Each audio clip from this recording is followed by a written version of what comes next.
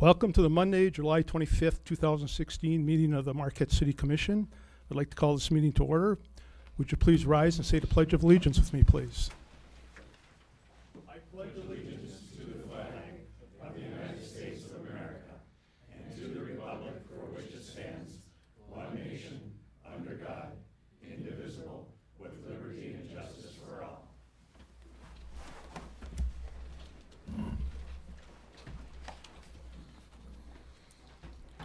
City Clerk, if we could have the roll call, please. Thank you, Mayor. Commissioner Baldini, Commissioner Kimbenzi, Here. Commissioner Conley, Here. Commissioner Frazier, Here. Commissioner Plurd, Here. Mayor Pro Tem Reynolds, Here. Mayor Campana. Here. Do we have any agenda changes for tonight? Do you want to make a motion to excuse Oh. Commissioner Baldini? Thank you. Reason therefore. Commissioner Baldini is not here. I would need a motion to excuse him, please. I'll make a motion to excuse Commissioner Baldini. Pro Tem Reynolds. For the reason? Second, as he's on vacation. Actually, he's on is it vacation or on business, a business vacation. Okay, now, do we have any agenda changes? Not off to a good start. We're going to vote on excusing Commissioner Baldini. All those in favor say yes. Yes. Yes. Opposed, passes 6-0. For the third time, we're going to get to agenda changes. Anybody? Seeing none, we're going to move to approval of the agenda. Is there a motion to approve this agenda? Commissioner Cambenzi. So moved. Is there a second? Second. Commissioner Frazier. Did you second? Second. All those in favor, please say yes. Yes. Yes. Opposed? That passes 6-0. Next, we come to announcements. I have a few tonight. First announcement is it's an open invitation to the public for the Clark Park dedication, which will be Sunday, August 14th. It's from 2 to 4. There will be entertainment, food, and beverages. The actual dedication is 3 o'clock. Again, that's Sunday, August 14th. Try to be there. It's a beautiful looking park. They put a lot into it. You'll be impressed with it.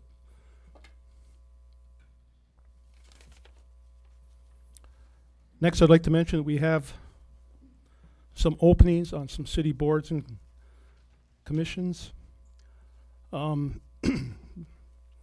We could use some members. This is for those who may be sitting at home needing something to do. They'd like to volunteer their time to help the city. This is a good chance to gain some experience. I'll mention two of them. The first would be the Traffic Parking Advisory Committee. They hold their meetings on the third Tuesday of each month in City Hall at 5 p.m. This committee advises the City Commission on matters relating to parking, traffic flows, traffic patterns, and complete streets. And with all the streets that are being torn up in this year and next couple of years, this would be a very exciting committee to be on. The next commission that has openings would be the Planning Commission. The Planning Commission has meetings the first and third Tuesday of each month at 6 p.m. right here in the Commission chambers. The purpose of the Planning Commission, I will tell you it's a very important commission. They basically guide the city very importantly. They review development proposals, subdivisions, makes recommendations on zoning matters, has review authority over the 6-year capital outlay budget, and that is it. Next, we move to boards and committees. Tonight, we're going to welcome 2 new members who have volunteered to be on committees. If I could first have Luke Ogle meet me at the podium at my right.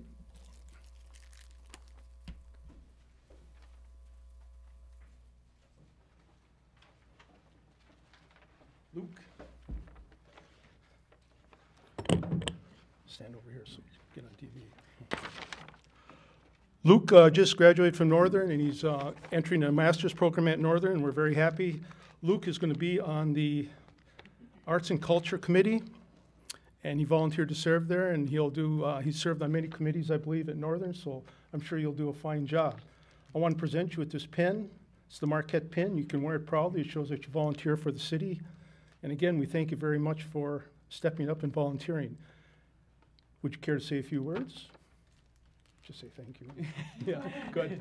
Thank you. Okay, good. Thank you very much. Thank you. Okay. Then Natasha Koss. Is it Presque Isle or the? Okay, I left my other notes at back. Natasha's been on, I believe, numerous boards before, and she's been involved in environmental issues for a long time. And she volunteered to be on the Presque Isle Park Advisory Council. Natasha, also, I'm going to give you a pin. Wear it proudly, and again, it identifies you as a volunteer, and we thank you very much for doing this. Thank you. Care to say a few words? Just glad to be back. Okay, See good. everybody. Thank you. Thank you. We're glad you're doing this. We're going to do a That's right. Yep. oath. And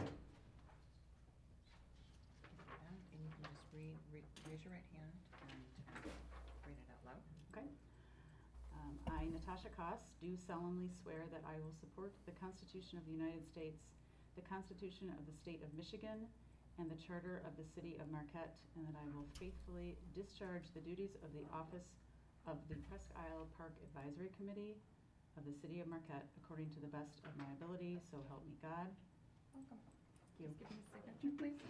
Okay, I'll sign mine too.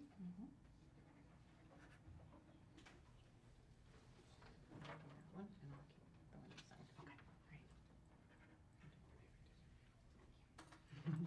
Okay, great. Okay, next, we have two presentations for tonight. The first presentation will be by Jim Argyropoulos, and it's going to be on a cemetery host. Jim, if you would step to the podium and give us the presentation, please. Hi, my name is Jim Argyropoulos. I'm a resident of Marquette. I'm born and raised in Marquette and spent most of my adult life here. And I'd like to just share a little bit about how cemetery host came about and what some of the plans for the future are for that. I first got part of the process through Code Michigan. Code Michigan was a contest held on the campus of NMU first weekend of October in 2014. It was sponsored by the state of Michigan and locally by the city of Marquette. And part of Marquette's sponsorship was putting together a few challenge operations. And one of them was providing a system to help provide information about dangerous situations on the lakefront, so that swimmers would know when to stay away from the waters. There were others for just developing information about the cemetery and a few other things that people could do. There was an opportunity for local residents and people in Michigan to come together and take public data that's available through the city and through the state and provide community service through technology.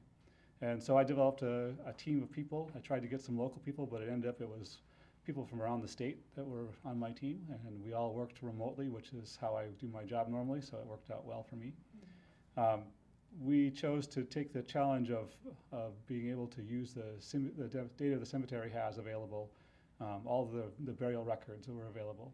And so we used that information and started to examine it, and we looked at the map that was available on the city website.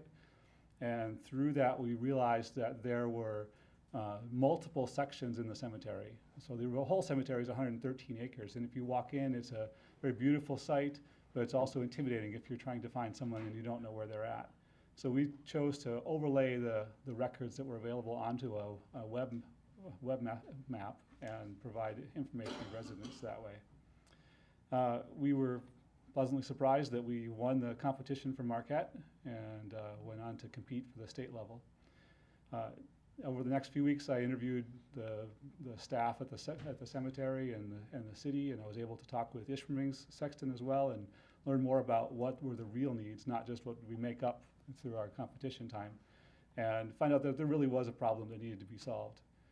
But because of work situations, I wasn't able to do much for a while. About the middle of the summer of 2015, I started to do some design work on it, and at the same time, Jen LePage came to me and asked if we could work together to enter an Amazon competition called City on a Cloud, where we would talk about a project that we wanted to create. And so we worked together over the next month or so to create answers to their questions and create a short video. And so I'd like to play that video for you.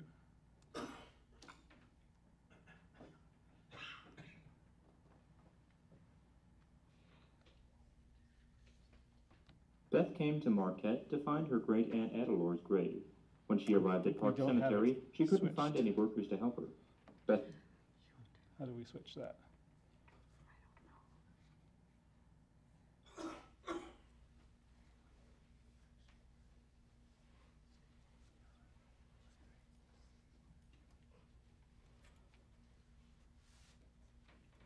you go.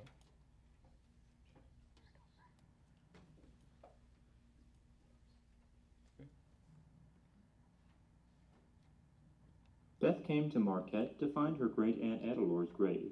When she arrived at Park Cemetery, she couldn't find any workers to help her. Beth couldn't even see the other side of the cemetery. This was going to be a tough hunt. She had no idea where to begin. As she was about to start browsing headstones, Beth noticed a nearby sign telling her to check cemeteryhost.com. She typed in her great-aunt's name, but the site didn't have the coordinates for Adelenor's grave. It did give her the official records and a map of the cemetery. She'd have to look a little, but now she knew the area. After finding the grave, Beth put the coordinates in the app so people in the future would know just where to go. Cemetery Host is our proposed solution. It's planned to be a multi-tenant application, serving many communities. Every time someone adds the coordinates of a headstone, the system gets smarter, providing a more accurate estimate for future searches. The system will also link to localwiki.org, helping the community curate their cemetery.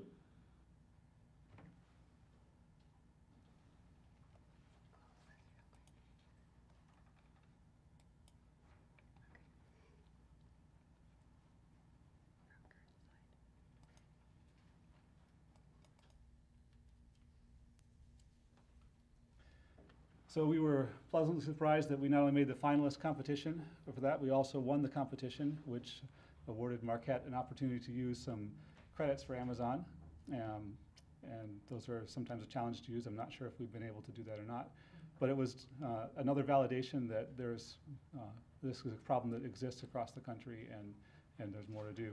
So over the next few months, I began to work on an implementation for this.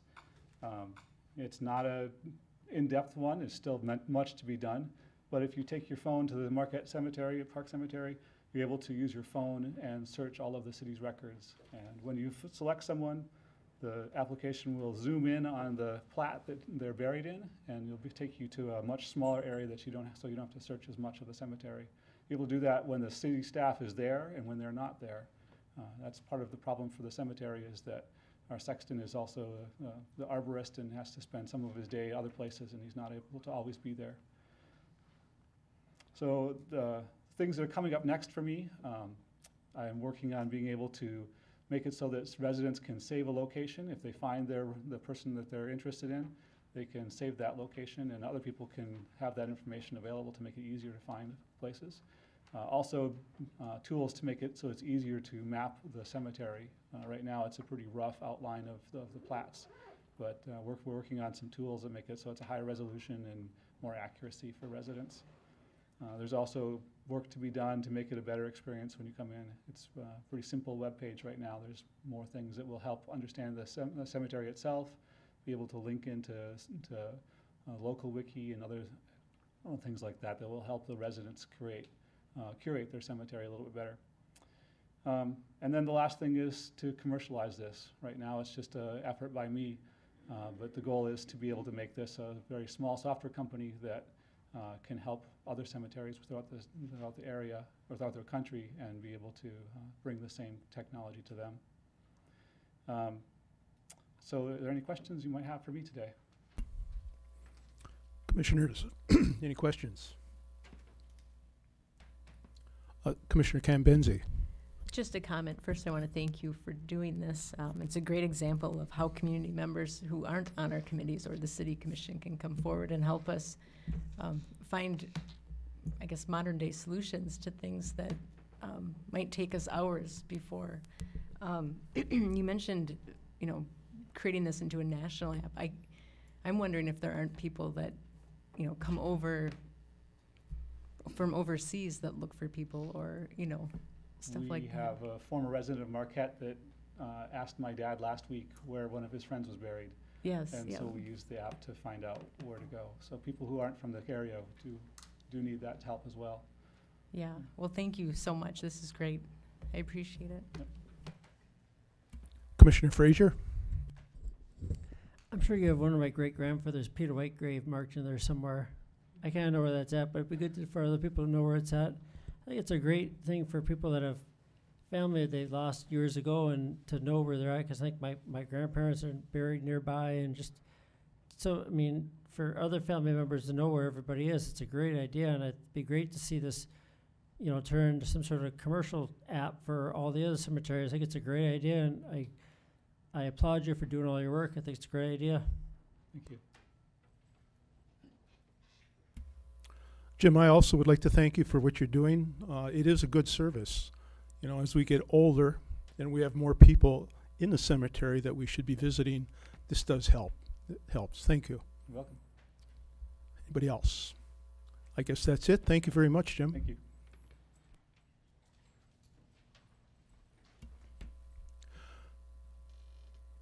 Okay, our next presentation, the second of two, will be the Marquette Brownfield Redevelopment Authority. Sherry Davey, the director, will give the presentation.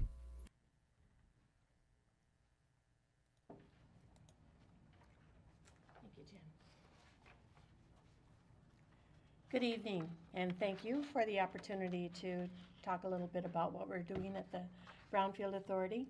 On behalf of the Brownfield Authority, I'm very pleased to be here. The chair intended to be here, but she's a veterinarian and she has a number of sick dogs and needs to do what she needs to do. So I'm pleased to fill in on her behalf.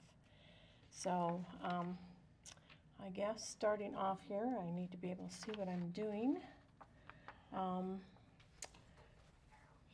Very good, thank you. As you know, we exist because of you. 2007, the Brownfield started off. I came into it about 4 years ago. There had been a little bit of a lapse of time. It went away and it came back again, and I'm happy to say that when it came back again, it's doing some amazing things. But the purpose, as you know, is to revitalize contaminated, blighted, functionally obsolete, and historic property. And I look at that as taking the past and turning it into the future. And I'm sure you share with me the excitement of being able to do something like that. There are extraordinary costs to redevelop brownfield authorities. Many times we're running into gas stations that are no longer gas stations. The environment we live in, the entire city of Marquette is a brownfield authority. There are so many environmental issues that have been here in the past that are part of our history, that it's an opportunity to be able to help people get through that so that we can redevelop the property that should be reused but can't be under most ordinary opportunities. We capture increased incremental taxes resulting from private investment, and of course this means that once we do that, not only can we help support the project that we are recreating, but ultimately we can reinvest those dollars into other projects that help the city. And brownfield plans must be approved by the Brownfield Authority and the City Commission for State Tax Capture Act 381. We need to go to the state, and the state, I might add, has been very, very supportive of our brownfield projects here. You have appointed some really awesome people. I am so delighted to work for all of these folks. They have so many talents and they bring them all to the table, and I can tell you every month it's a very interesting meeting that we have there. I invite you anytime to come and see the talents of the people that you have put before us. We do have a vacancy. We're always looking for someone who would like to step up and assist us. Since about, I guess, 3 or 4 months ago, we've had one vacancy on the board. Prior to that, we had a few vacancies, but our board is pretty strong, pretty solid. But if there's anybody out there that would like to join our energies, we certainly invite you to do that. Our treasurer is your city treasurer, and she does an awesome job for us. Our staff liaison, Jen LePage, I can't say enough about how helpful she is to help us in doing the things we need to do. The development agreement describes the terms and conditions, including reimbursement of the brownfield eligible activities, and the bond issue payments takes the top priority for captured taxes. And as you know, you've got a number of projects through the brownfield that the city has stepped up to and bonded on our behalf, and we have a very large one right now. Actually, I got off the phone this afternoon with the one of the bond principals for the DLP, and I want to assure you in that regard things are moving along very, very well, but without you, we couldn't do this. The Founders Landing project, currently they have 33 residential condominium units, and the Hampton Inn, which has been an amazing, amazing property for the city of Michigan. My daughter today called to get reservations, and it's incredible. You don't get in there, and what you do, you know, they have had a lot of success, and I think it's an amazing thing when you look at the property, what it's been, and where it is, and what it's doing, and they have been, I think, #1 nationally in the Hampton Inn recognition. So, at the meeting next week, well, this week, Thursday, the Founders Landing is going to be doing a presentation on their next phase, and we're looking forward to the parking structure and the phase that's coming after that. And things are coming along, and when you look at an investment of $21 million and 39 full-time jobs plus, I think that speaks for itself. The Liberty Way project, over $11 million in property taxes over 30 years. Estimated job creation, 24 new jobs created at 925 West Washington. This does not include the UP Health Plan, which is planning on, you know, opening up the office in September. So I think we have lots to look forward to. And I guess from my perspective, one of the most exciting things about this project is that it ties together our downtown and the business spur. And how many communities do you go to that you see this kind of middle ground where things just sort of drop off, but not in Marquette. This is the catalyst for that, and I think there are even more exciting things to come. The Nestle Down Bed and Breakfast, this is an example of one of our little projects, showing that we can use brownfield funds to help support Little and Big. They opened the summer of 2015, and if you've not had a chance to go in there and take a look at this wonderful little bed and breakfast, I hope you will. This is the only official bed and breakfast in the city of Marquette, and I'm very pleased that the Brownfield Authority has played a role in that process. The DLP, I know many of you have participated in the groundbreaking and the development of the municipal center. I drive by there about every other day and have done a number of pictures to document this amazing process that is happening that's going to really move us ahead into the future. And I guess as a Youper from the east end of the UP, and you know, only having lived in Marquette for 15 years, I'm so pleased that we can play a role in something that is going to benefit not just the city of Marquette, but the entire Upper Peninsula. I think this is pretty awesome. This shows the breakdown of the DLP project, the amount of environmental activities, $4 million. That's a fair amount of funds that for anyone to take on if they were to develop a new project. You can see the the categories, the infrastructure, the MSC relocation, which I know is of totally integral to the development of the hospital project, is being able to replace the MSC, and that's coming along very well as well. And this is the breakdown of the costs that are affiliated with the DLP, Marquette General Replacement Hospital. And they're significant and very, very important. One of the things that we will be dealing with in the future, and we've had wonderful support from the LDFA, is that the projects that the Brownfield has are those that were recognized Brownfield projects. Not being mind readers, we couldn't know where the next Brownfield projects are. So the LDFA has filled in that area, but we've had a very good communication and relationship with the LDFA.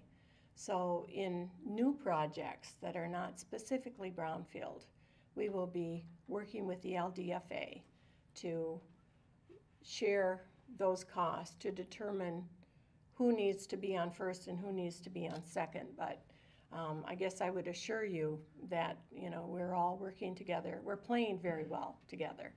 So that will be an impactful step for our future Brownfield projects. But that too is going very well. So our key project, Founders Landing, the parking structure, which we should see some activity on pretty quick.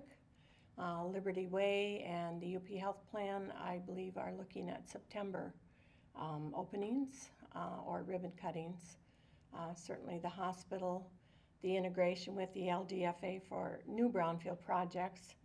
And I will say we have a couple of projects that we will be working with LDFA on that you know, are not on the forefront right now, but we continue to work with them.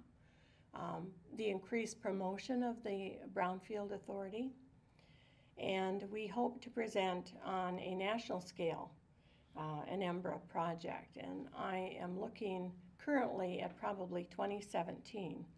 We will have a number of structures in place, the hospital, the next phase of Founders Landing, the UP Health Plan, and the Staybridge Suites. So I am hopeful that we will be presenting those projects.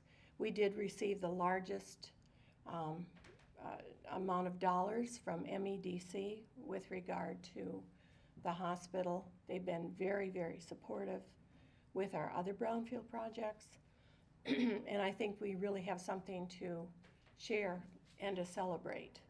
So I hope we can do that on a national scale. Any questions? Commissioners. Commissioner Frazier. I think you guys have done a great job so far. You've just been a little busy with the hospital project and all the stuff at Bunny Bread and all that fun stuff. You guys have been a little busy. Just wondering if all those properties that are next to the current hospital, could those be included in the Brownfield somehow? If somebody wanted to redevelop that area, say, you know, I know there's lots of businesses around there, but just say somebody wanted to purchase one of those businesses that build like a hotel or a restaurant or something, because a couple of commissioners that went down to their headquarters saw near their headquarters they had like a restaurant and laundromat, just, you know, retail stuff nearby. So I just didn't know if that's something that, if somebody has approached the Brownfield, if that's something you guys could help out with, helping redevelop that area if needed to be someday. Absolutely, we could. And if it could not be an adjacent property, which is typically what you can do with a Brownfield, we absolutely could work with them. And it's interesting to me that I get probably 3 phone calls and schedule meetings a month on new potential projects. So there is a lot of interest. We absolutely can look at that. And if it can't be adjacent to, as I said, you know, this is a core community, and we have a lot of assets that we can offer along that line. So I certainly encourage people to contact our office, check our website, and, you know, be in touch. We're happy to see what we can do. I think it's a great idea. I've been joking with a friend of mine that owns a business in that area. I said, this is the hospital is a good location because this is your retirement fund. Somebody may want to buy your business. This could be your retirement fund. If somebody was to pay you for your location to build a new business or something like that, it could be your retirement fund. Just look at it. The hospital could be your retirement fund, not the hospital itself, but the hospital being built there, that could give your location your retirement fund. So I thank you for all the hard work you guys do. Thank you.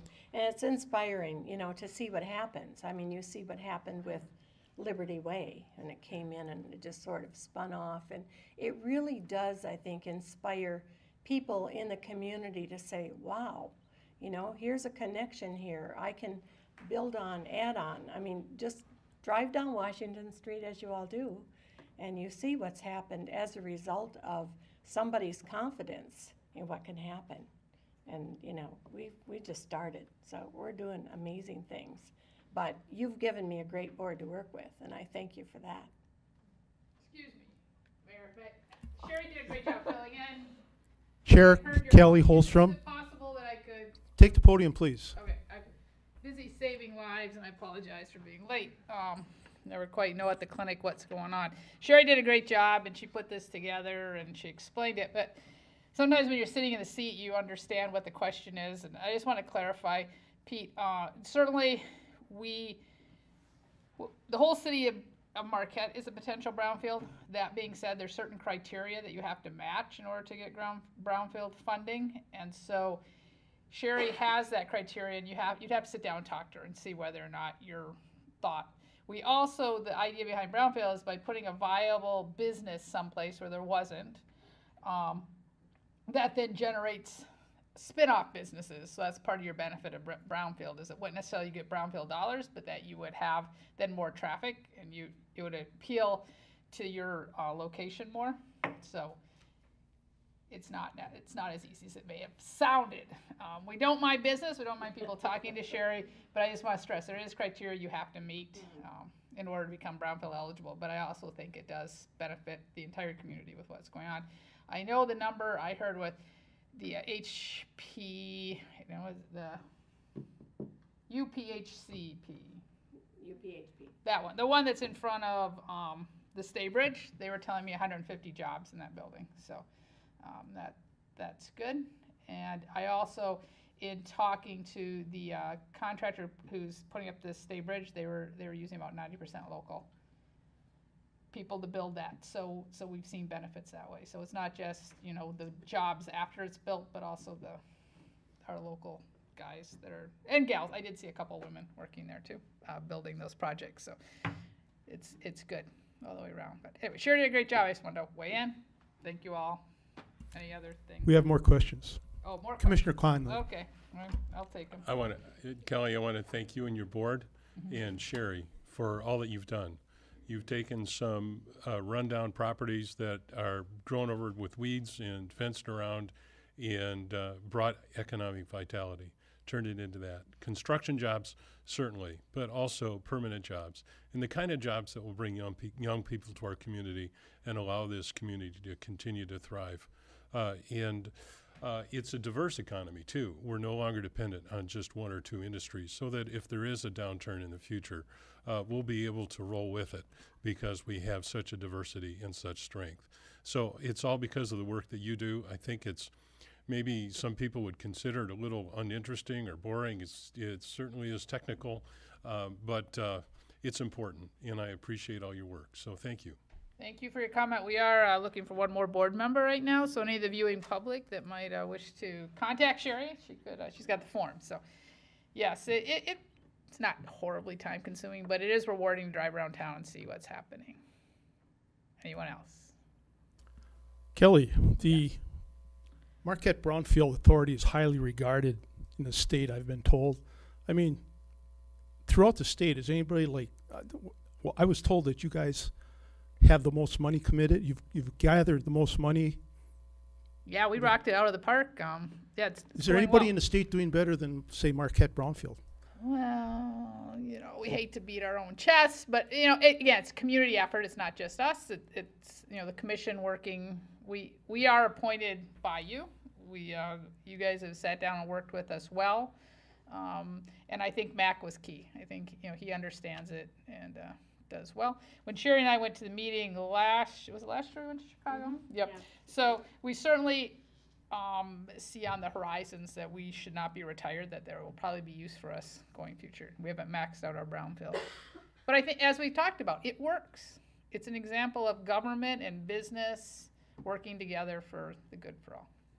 Well, the point is the brownfield's done a lot for the city of Marquette, working in conjunction with the city and others, developers. You've brought a lot of money to Marquette. Yes, we have. That $39 million for the hospital. There's criticism about the hospital getting away with not paying the city a lot, but the city is gaining $39 million in benefits, be it roads, infrastructure, roundabouts, and that money is coming from the hospital. It's not coming from the city. The hospital pays taxes. That tax money goes to the brownfield pays those bills. So that's a lot of money And that it's we in would the never city have of had. Marquette, right? Dave? So yeah, I mean, it's just amazing what you've brought to the city. So Oh, you were on there too, so you yeah, well, know about how that was brownfield works. the beginning. Yes, we're more than happy to explain it. Listen, I just think it's an example of government and business working together. And, Right. And well, there's no Yes. gridlock here. We find ways how to get it done. Well, your authority has done well. So we thank you. All right. Anybody else? Okay, we thank you very much. You're welcome.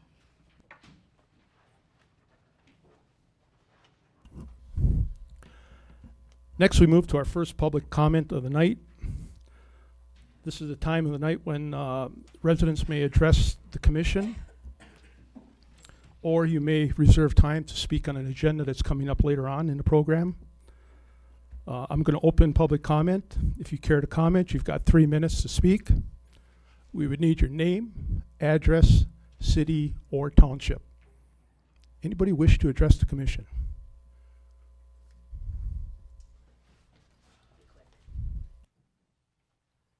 I'm Mana Lang, Executive Director for the Marquette Downtown Development Authority, and I just want to let you know that I am here to answer any questions you have on Agenda Item 6. Your address, please, Mana. Home 175 Pine View, office is 203 South Front Street, both in Marquette. Thank you.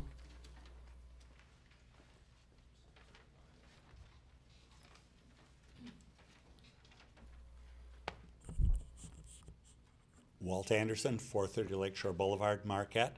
I'm speaking for my mother, Ann Anderson, 607 Cedar Street, Marquette. She's 93 years old and is not able to attend tonight. I am on her property deed as well as I have power of attorney for her. I would like to speak about the situation on the 600 block of Cedar Street in Marquette. There is a non-resident person trying to sneak in a duplex into a neighborhood on a lot that is 50 by 100. The residents of the 600 block are here, and I'll ask them if they would stand up as I read off their names. Roger and Sydney Leighton, they live at 602 Cedar Street.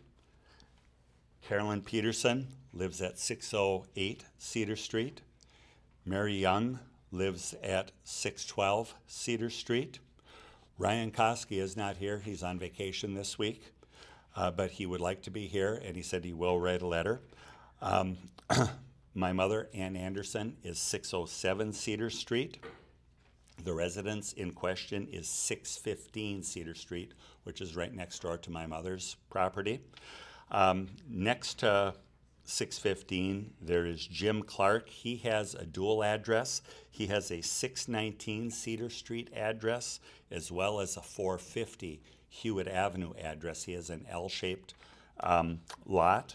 There is Sue Kinney. I won't ask Sue to stand up. She has crutches. And Sue lives at 454 Hewitt Avenue, but the majority of her property is on Cedar Street as far as the depth of the property.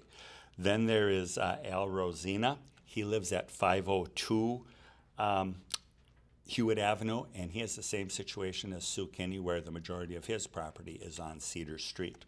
Then there is Laura Gordon.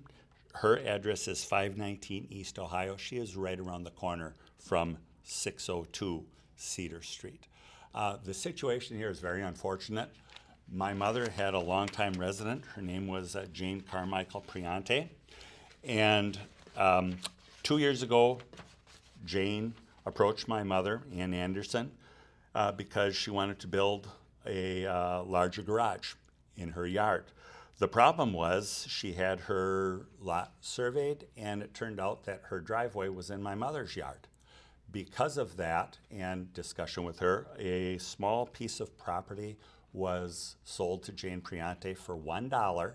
So it was 4 feet in front, and it goes back 70-some feet straight back. It's a really long, narrow piece of pie, so that she would have her own legal driveway so that she could potentially put a garage in her backyard. Jane would park her car in my mother's garage for Well, a few we have years. 3 minutes are up. Okay, thank you. Unfortunately, thank you.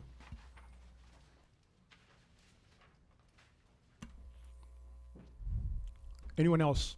Anybody else wish to address the commission? Jim Clark, 426 East Hewitt, 450 East Hewitt, 619 Cedar, 102 West Washington. Regarding this project or this proposed house next to our lots, I just wanted to point out there's significant history of conflict between these property owners. In fact, Sue Kitty has no room to put snow. She uses the front of one of my lots to plow her snow. The title on all 3 of my properties that abut one another or adjoin or are contiguous to one another all have title evidence of conflict and legal fights on the deed.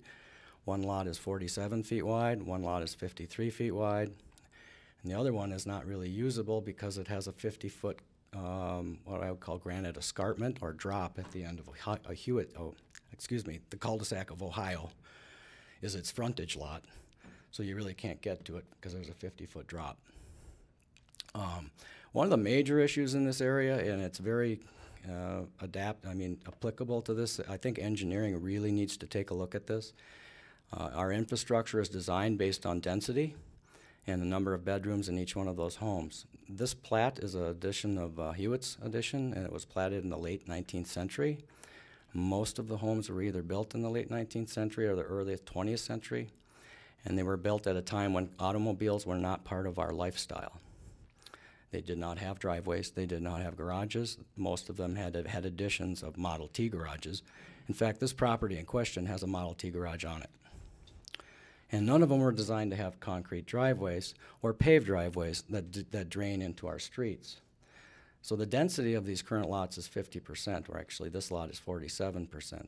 DEQ standards basically say when you design infrastructure in a public right-of-way, once you get over 50% density, you have to do significant stormwater design to deal with the water quality of your neighborhood. Now that's a requirement now under the Plat Act, but when you start taking an old plat and you start doing new things to an old plat, you're essentially replatting a boundary within the plat. That's part of the Plat Act. So you have to deal with all of the scientific requirements of today's plat. And none of that has been done. And there's actually been physical improvements done on this property, including removal of topsoil, removal of sand, and there have been no permits posted. So we're a very frustrated group of people, and we're not being listened to. We want our voice to be heard by the Zoning Board of Appeals. Thank you. Thank you. Anyone else wish to address the commission? Bob Kimbenzi, 306 North 6th Street, to speak on item 6.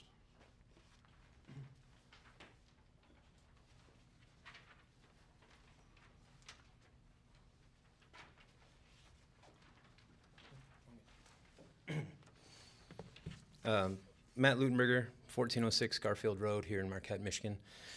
I've been hemming and hawing in my own head how to start this out. So we've got a lot to do, and I'll try to keep this short. In full disclosure, my name's on the ballot, so what I'm going about to say would benefit me greatly. And in that sense, I hope I actually don't get elected, because I would benefit greatly from this suggestion. I would like to give you all a raise. As a citizen here, I would like to give you guys a raise. I mean, you have a lot to do on this. Frankly, there's a lot of things in the city that we back here don't really quite know about. You have businesses to open, you have conversations to have, you have phone calls to take. And like any other business or job, it takes time, and your time is valuable. Our time is valuable. That's why we have only 3 minutes here to try to get our point across.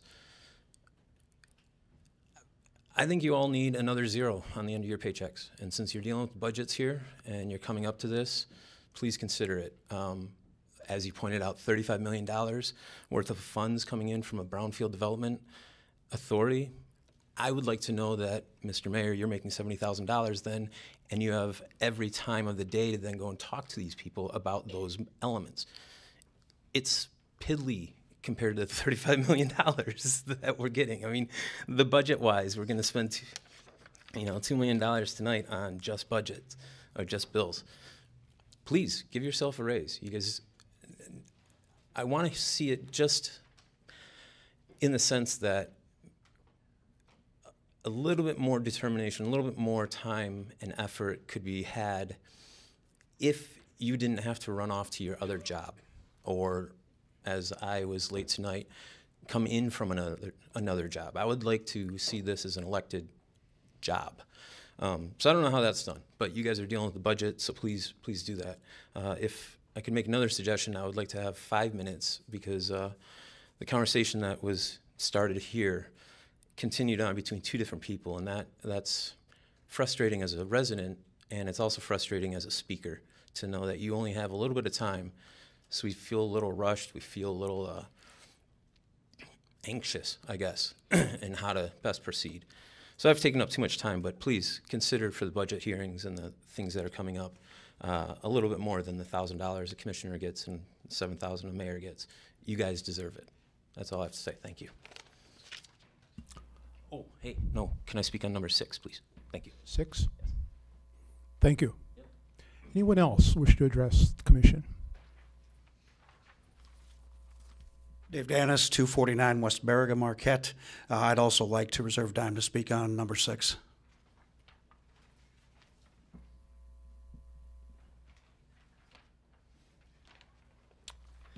Frank Jefferdo, 350 East Ridge, Marquette. These are my opinions. Ms. Compenzi is running for state rep before she's fulfilled her 3-year obligation to us. Her ambition to unseat the Kivala facade is admirable, but she's one of the few public-oriented members we've seen here in 18-plus years. The honorable mentions are Dave Carlson and Jim Schneider, not to be confused with a more recent Schneider who sold out on us. The public is urged to delay voting for Sarah by 1 year, ironically because of how seriously we need her here. While state jobs are more glorious, we must consider Marquette first, and the threat to our natural treasures being left to 6 members who seem to placate the big money players as though Marquette is controlled from someplace other than this chamber. To think of who you'd appoint to fill her seat is frightening. Sarah's the only one who opposed the Clark Park layout. Look at what you others have done. You've upset us over an unannounced parking lot wall that blocks part of our lake view from the boulevard. The wall of shame, they call it. Yet a further example of the give 'em an inch, they'll take a mile, and of you causing more than the expected impact. This is why I told you in advance of your vote to build a lot west of the road. Prior to your hospital vote, you were asked to provide an aesthetic transition between the site and our east-west trail, a natural buffer. Since then, you've heard now thrice that by ignoring the advice and not even making yourselves aware of the terrain, you slaughtered hundreds of frogs and displaced the ducks that inhabited this fragile strip where no building is planned. The perfect transition was in place, free of charge, until you ruined it. The solution was to have written a clause into the purchase agreement, or maybe one simple phone call would have sufficed. Instead, you stole an experience from the many of us who enjoy the natural aspects of Marquette, contrary to Mr. Connolly.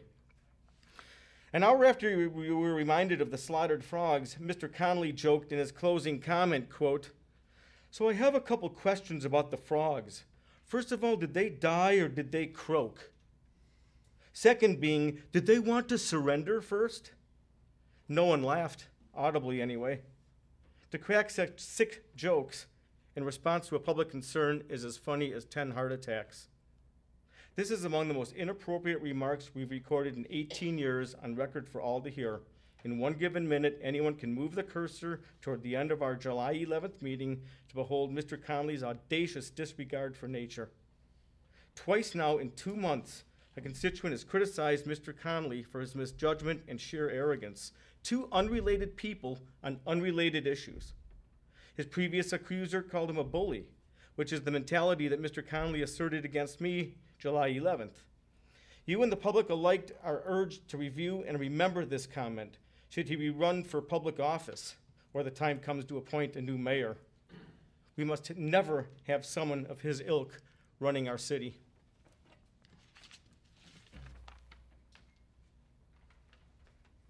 Anyone else?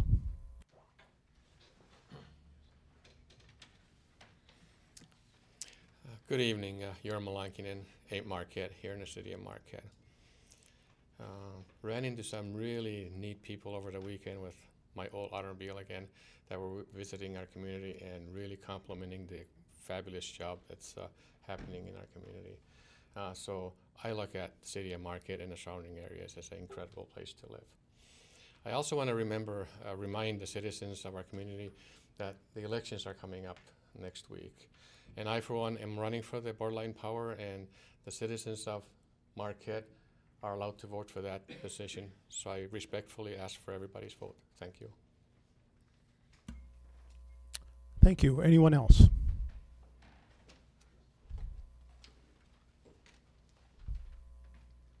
Laura Gordon, 519 East Ohio Street in Marquette.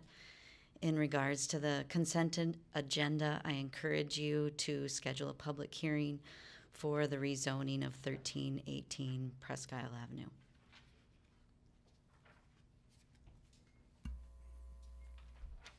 Anyone else? Anyone else? Seeing none, we're going to close public comment. We're going to move to the consent agenda. Do we have a motion?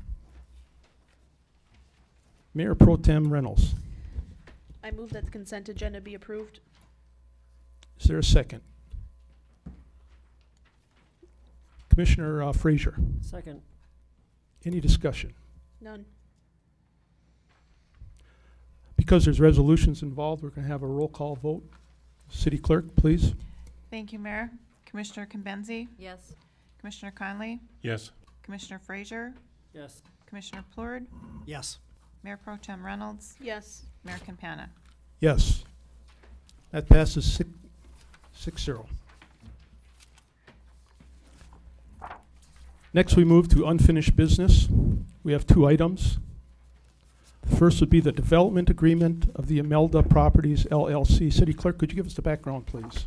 Thank you, Mayor. Background. In August 2015, the City of Marquette received a Community Development Block Grant through the Michigan Economic Development Corporation in the amount of $560,534 and entered into a grant agreement for blight prevention of a property located at 215 South Front Street.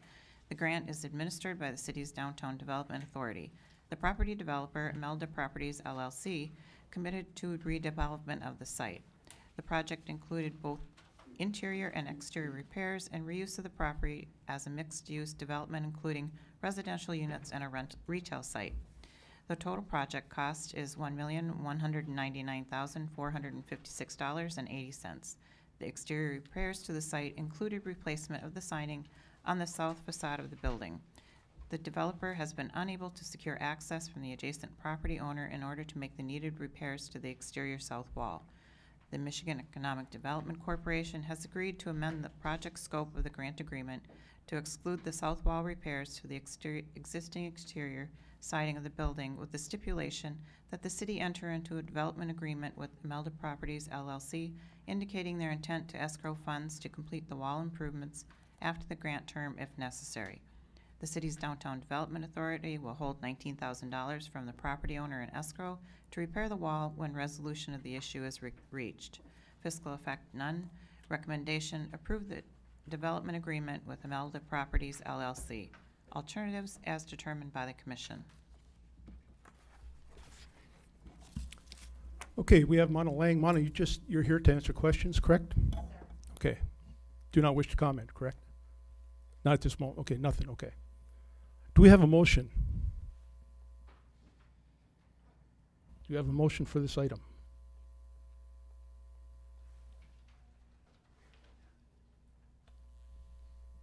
Does anybody care to make a motion on this agenda item? Okay, well, wait.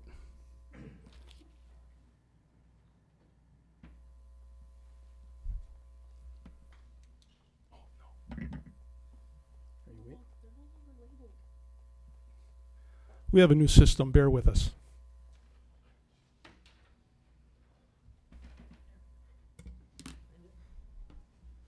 Mayor Pro Tem Reynolds. I move we approve the development agreement with Esmelda Properties LLC. Would there be a second for this? Commissioner Frazier, Second. any discussion?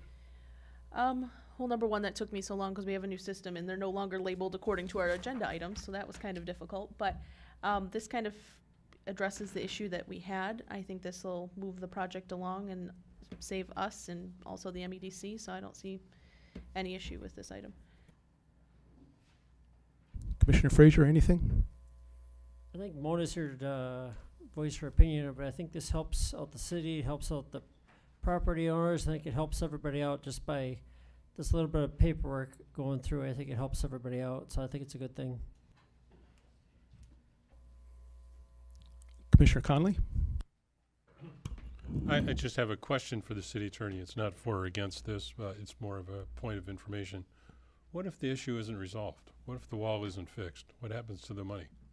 The money will stay escrowed until, if and when, that's what the agreement says. This is really a good agreement for the city. At one time, the city commission asked me to research the potential liability that the city might have if this thing doesn't get finalized, and this really took that issue off the table. This is essential for the city because the grant will be concluded, and Monica can talk more about this. She's the one who was able to get this agreement with the state, so I give her a lot of credit for reaching this amendment, but it really takes the city out of the picture. The money's escrowed. If and when the court allows that wall to be fixed, the money's there to do it. And if it's not resolved by the, I'm not, again, I'm for the proposal. It's gonna be resolved I think one this way is or the great. other, Okay. but they have taken the yellow wall out of the grant, and Monica is more familiar with it. We did the agreement, but she did the work to get this, and she deserves a lot of credit for it. I agree. It's a yeah, good thing for yeah. the city. It's It a really great takes thing for that the question city. of liability Yeah. out. So I'm in favor of it, but I just wondered what if.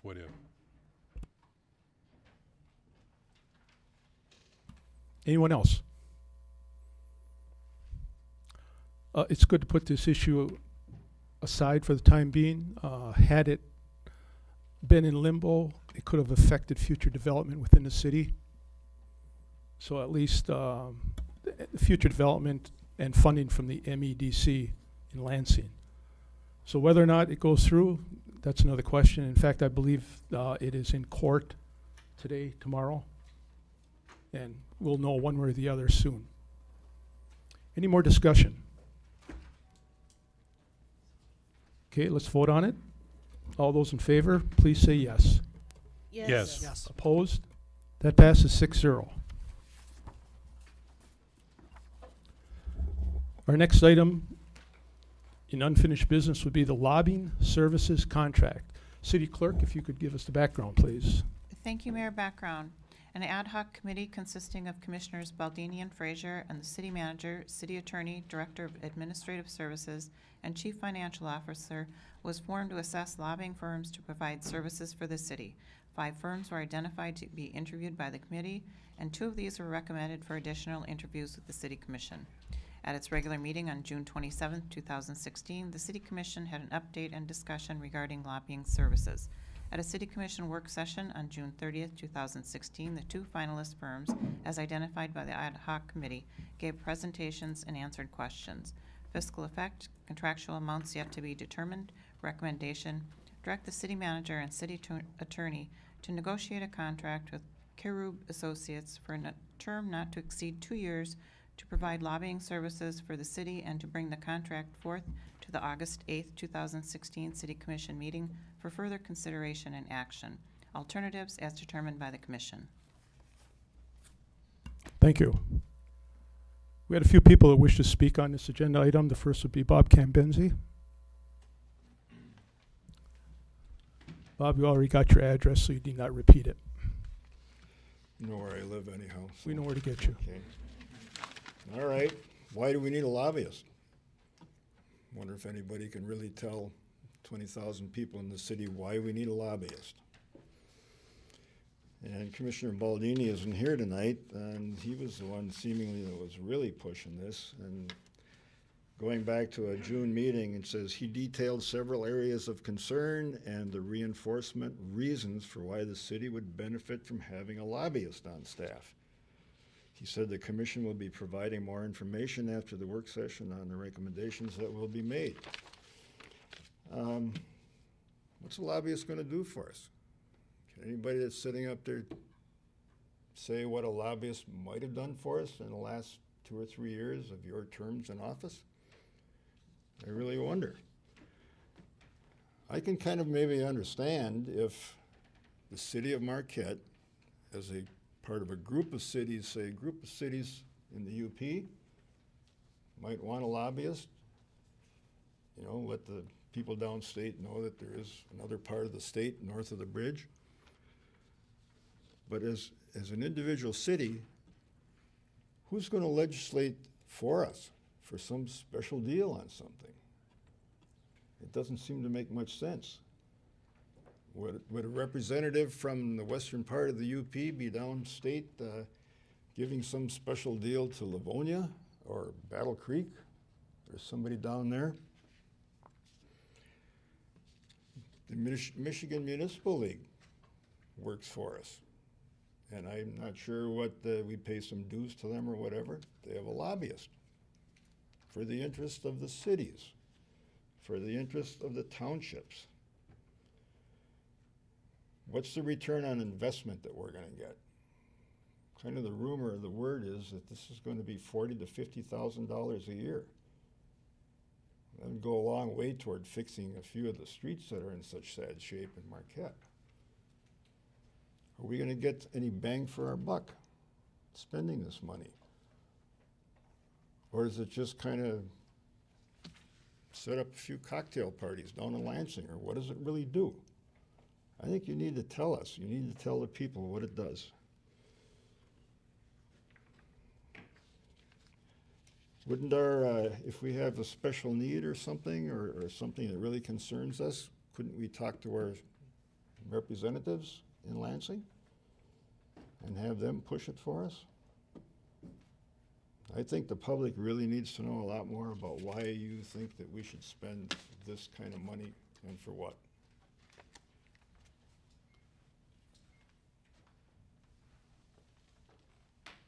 Thank you. Matt Lutenberger?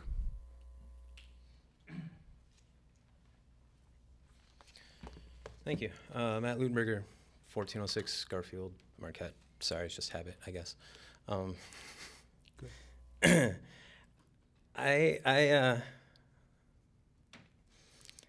worked for a few lobbyists before. I've done a lot of temporary work in a lot of different places. The one thing that struck me weird about this, and Mr. Cambenzi brought this up, the main numbers are only the base numbers. The $40,000, $50,000 contract, that's going to be the baseline. We're probably going to go over with a few of, as he says, cocktail parties or boating trips or stuff. But these are those expenses. And I am upset that Mr. Baldini isn't here, because one of the comments he made was that with term limits, we now have a turnover of our legislators in our state representatives. And because of that, we need a lobbyist. Those are the same people that come by and say, oh, great, we have a new representative. Ms. Cambenzi is probably going to be actually, you know, if she is elected, we'll have to deal with a lot of what we're going to send her. The expenses that will come about usually come after the fact. They usually come as a, oh, well, this is part of the contract and we worked it out. So it's going to be closer to, you know, $150,000 to $200,000 for those 2 years. And that's on the low end. Let's be real about it. We don't have a need. I haven't heard anyone yet in all of these discussions actually say, we need a solution to X problem. And that one solution will be why. This is why we should have a lobbyist.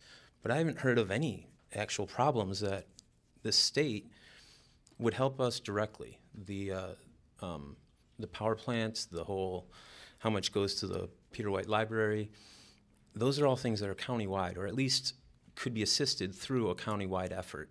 But we as a city, we kind of handle it. I mean, as far as I can tell, a lobbyist isn't going to go and ask for more money for our roads from the Department of Transportation. I get that. But they will go and make it easier for, say, our elected officials to call them up and say, hey, guess what? I've got 30 minutes. Let's have a conversation about this thing that we sent our lobbyists to go talk to you about. They'll take your phone call. That's what lobbyists do. They set up the, they're the prep guys, I guess. And sometimes the closer, but in the end, it still takes a concerted effort of a city to say, this is what we want you to do for us. This is our problem. Places that might need, for that matter, we might need some work done on the lakefront. Okay, well, other than what we've done already, how will they help us? And that's a valid question. It's a valid question. I don't think anyone's tried answering it yet. Please do tonight. Thank you. Thank you. Dave Dennis. Dave Dennis, 249 West Baraga Marquette.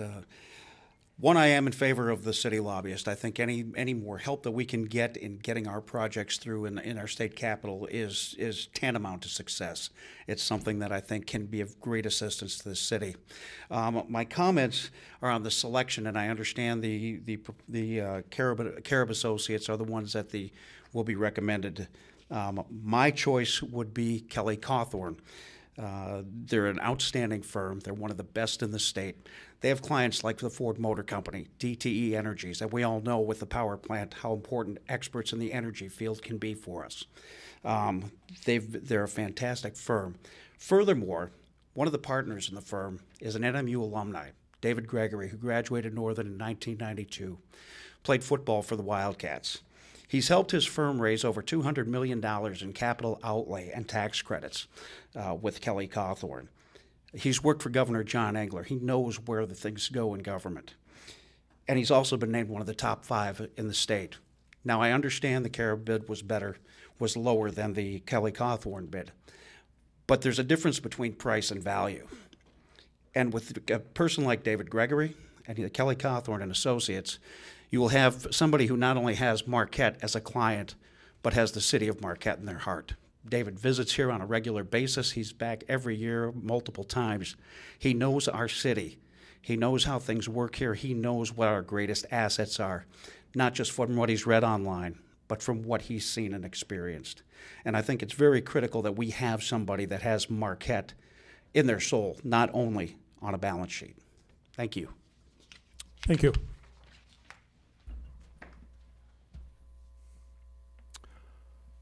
Okay, do we have a motion on this item? Mayor Pro Tem Reynolds. I move we suspend the rules for discussion.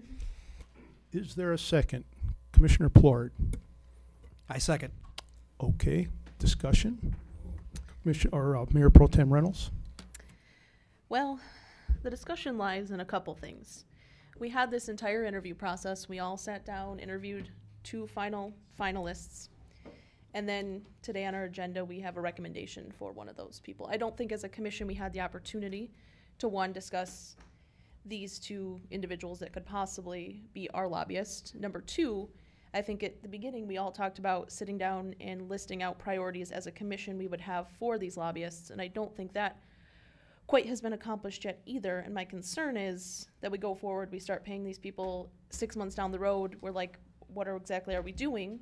And I don't think we've put this through the entire public process. So if I'd prefer having a work session and not voting on this evening, if anybody else is willing to do that as well, but that is where I'm at. Commissioner Plord, anything?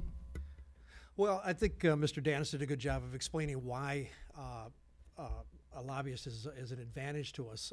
And a couple other things I'd like to add too. a lobbyist, you know, I mean, whoever our state representative is, I sincerely believe that they're going to have the city of Marquette in their heart, but they can't be everywhere. They can't be on every committee. They can't be in every meeting.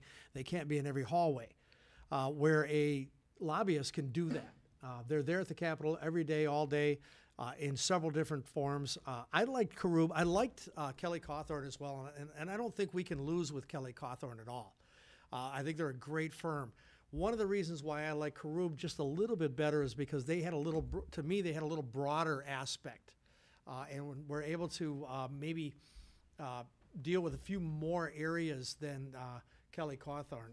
I would not have been opposed to Kelly Cawthorn at all, but when you talk about those areas, some of those areas are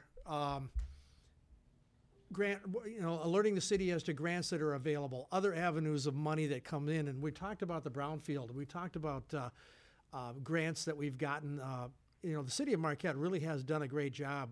The City Hall employees and a lot of other people in the city have done a great job in finding funds to bring to the city of Marquette and put in the city in a lot of different ways. Lobbyists would do the same thing. They would find ways to, and alert the city there's a new grant over here that we may not be aware of that we need to get involved with, and we need to work and get money from this particular grant. There are also watchdogs on legislation. And when you look at legislation right now, the number one problem with the cities is revenue sharing from Lansing. Is a lobbyist going to be able to shake that loose and make it a little more different? Maybe. I don't know. I'm not going to sit here and say, yes, absolutely they can, but they certainly can have a lot of influence. They can also head off legislation that may hurt us. And I asked both of those groups that specific question. Do you watchdog for the city? Oh, yeah, absolutely, every day. They watchdog for the city. So those are some of the reasons why I believe we need a lobbyist. And I thought that Karub was one of the very best to do that. Again, Kelly Cawthorn, we're not going to lose. They're a fantastic firm. I think our search committee did a great job of putting lobbyists in front of us, and I think we absolutely need to have a lobbyist. And I think I don't see how we need a work session. We've had a work session already. Public comment has been out there. People have been able to comment and be involved, and I'm happy to vote for the lobbyist tonight if that's what happens. Commissioner Frazier.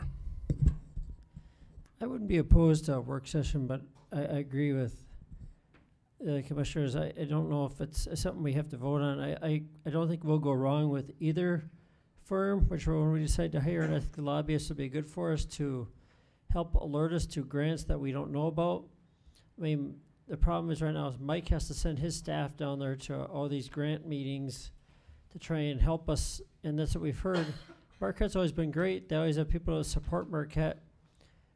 When there's time to vote, we have our reps from the city to go down there and represent us, which a lot of cities don't, so we always get a bonus for that.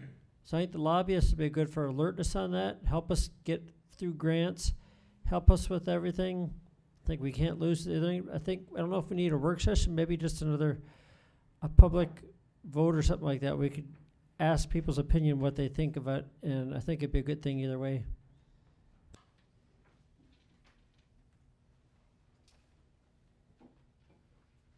Anyone else?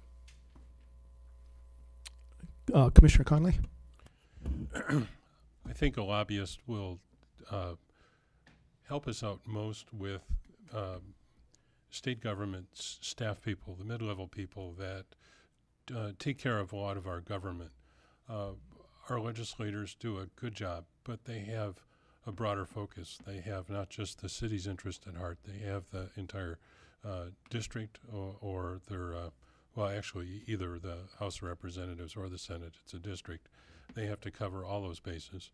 A lot of decisions are made at the staff level over in the state government buildings and departments, and a lobbyist would help represent us there, give us a heads up, and educate those government workers that are actually setting policy, and let them know, let us know what's happening there, and let those departments know about Marquette and in our needs, and help shape the legislation before it comes into the legislature. In looking at the two firms, I looked at Krug as having actually doing a little bit better job and working just a little bit harder, looking at Marquette and its interests, and their presentation was focused a little bit more on our needs than the others. I agree. I don't think we'd go wrong with either, but I think Krug wanted this a little bit better, and they're a little less expensive too. I don't see a lobbyist as one that's going to have golf outings and luncheons and parties and boating outings. I don't think we're going to pay for that. But I think they will represent us. They'll do the hard work during the day. And I don't think lobbyists necessarily at this level spend that kind of money or do those kinds of things, nor would we accept that. I'm satisfied that we need a lobbyist, and I am ready to go ahead and vote for this staff recommendation and the motion that's on the floor.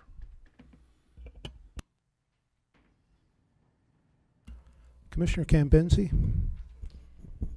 Well, I think Mayor Pro Tem Reynolds nailed it on the head, and that is that since this has been brought up with our previous city manager, with our state representative who has talked to us to say that if we had a lobbyist in the city, that he'd have more time to go to other communities to help serve them.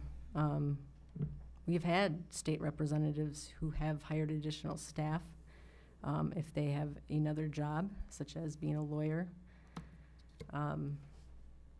This year, legislators worked 80 days in Lansing. They were in session 80 days. And if you calculate how many days are left, teachers work 180 days a year.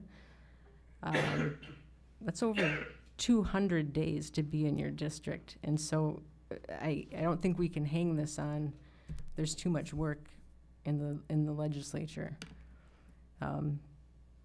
But we have no priorities, and that was clear from the questions we were asking the two lobbying firms and what their answers were back. And what I heard them answer back was, we can do whatever you want us to do. We'll work on whatever you want us to do. I can't blame them. If we pay someone, sure, they'll try and help us, but we have no idea and they have no idea. So here starts the wheel of money spending, and what are we getting? I think we have to get a grasp on what the Michigan economy is like today. You know, $4,000 to $5,000 a month on a lobbyist when 31A monies. All of our state road funding is formulated. We can't go after more money. The Headley Amendment, when we look at the constitutional revenue sharing, 15% of the sales tax goes back to local and regional government. Okay, what happens when our economy is poor? What happens when good jobs move out of the state? What happens when we're one of the only states losing population in droves of people? Then you have statutory revenue setting, and that's set by formula through state legislation, through laws. And how much money do they have to divide up? The city of Marquette has lost over $6 million in revenue sharing since 2002. It's because we're not collecting enough money to distribute back. Proposal 8 with schools. Again, we're limiting how much we can pay for our schools, our roads, everything, because we don't have as much coming in. Energy lobbyists last year, $500,000 to protect large-scale utility interests. So while we have to protect Presque Isle, we have lobbyists trying to make sure that downstate energy companies, those utilities, because it's owned by Wisconsin up here, are protected. And what has that done to our economy since then? We've had our mines shut down. People say, oh, there's no ore left. There's plenty of ore left. What happened in Minnesota? 2 mines open in Minnesota that Cliffs owns. Cliffs is now buying the steel plant, SR Steel, that went under. Why? They have a 15-year long-term low price per kilowatt hour energy agreement that makes it much more affordable to operate that mine. So while we allow Lansing to be controlled a lot by lobbyists, this is what's happening. We need to get down to the structural changes. Us hiring a lobbyist is not going to do anything. We have major deficits in our economy, and we have to realize that. $300 million this year that we will be in the hole in Michigan, borrowing from our general fund and our school aid fund.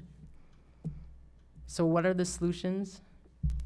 Everyone to my left is what makes this city awesome. It's who gets our grants. It's who knows about the grants. Lobbyists don't know about grants. They're not grant writers. They're not grant seekers.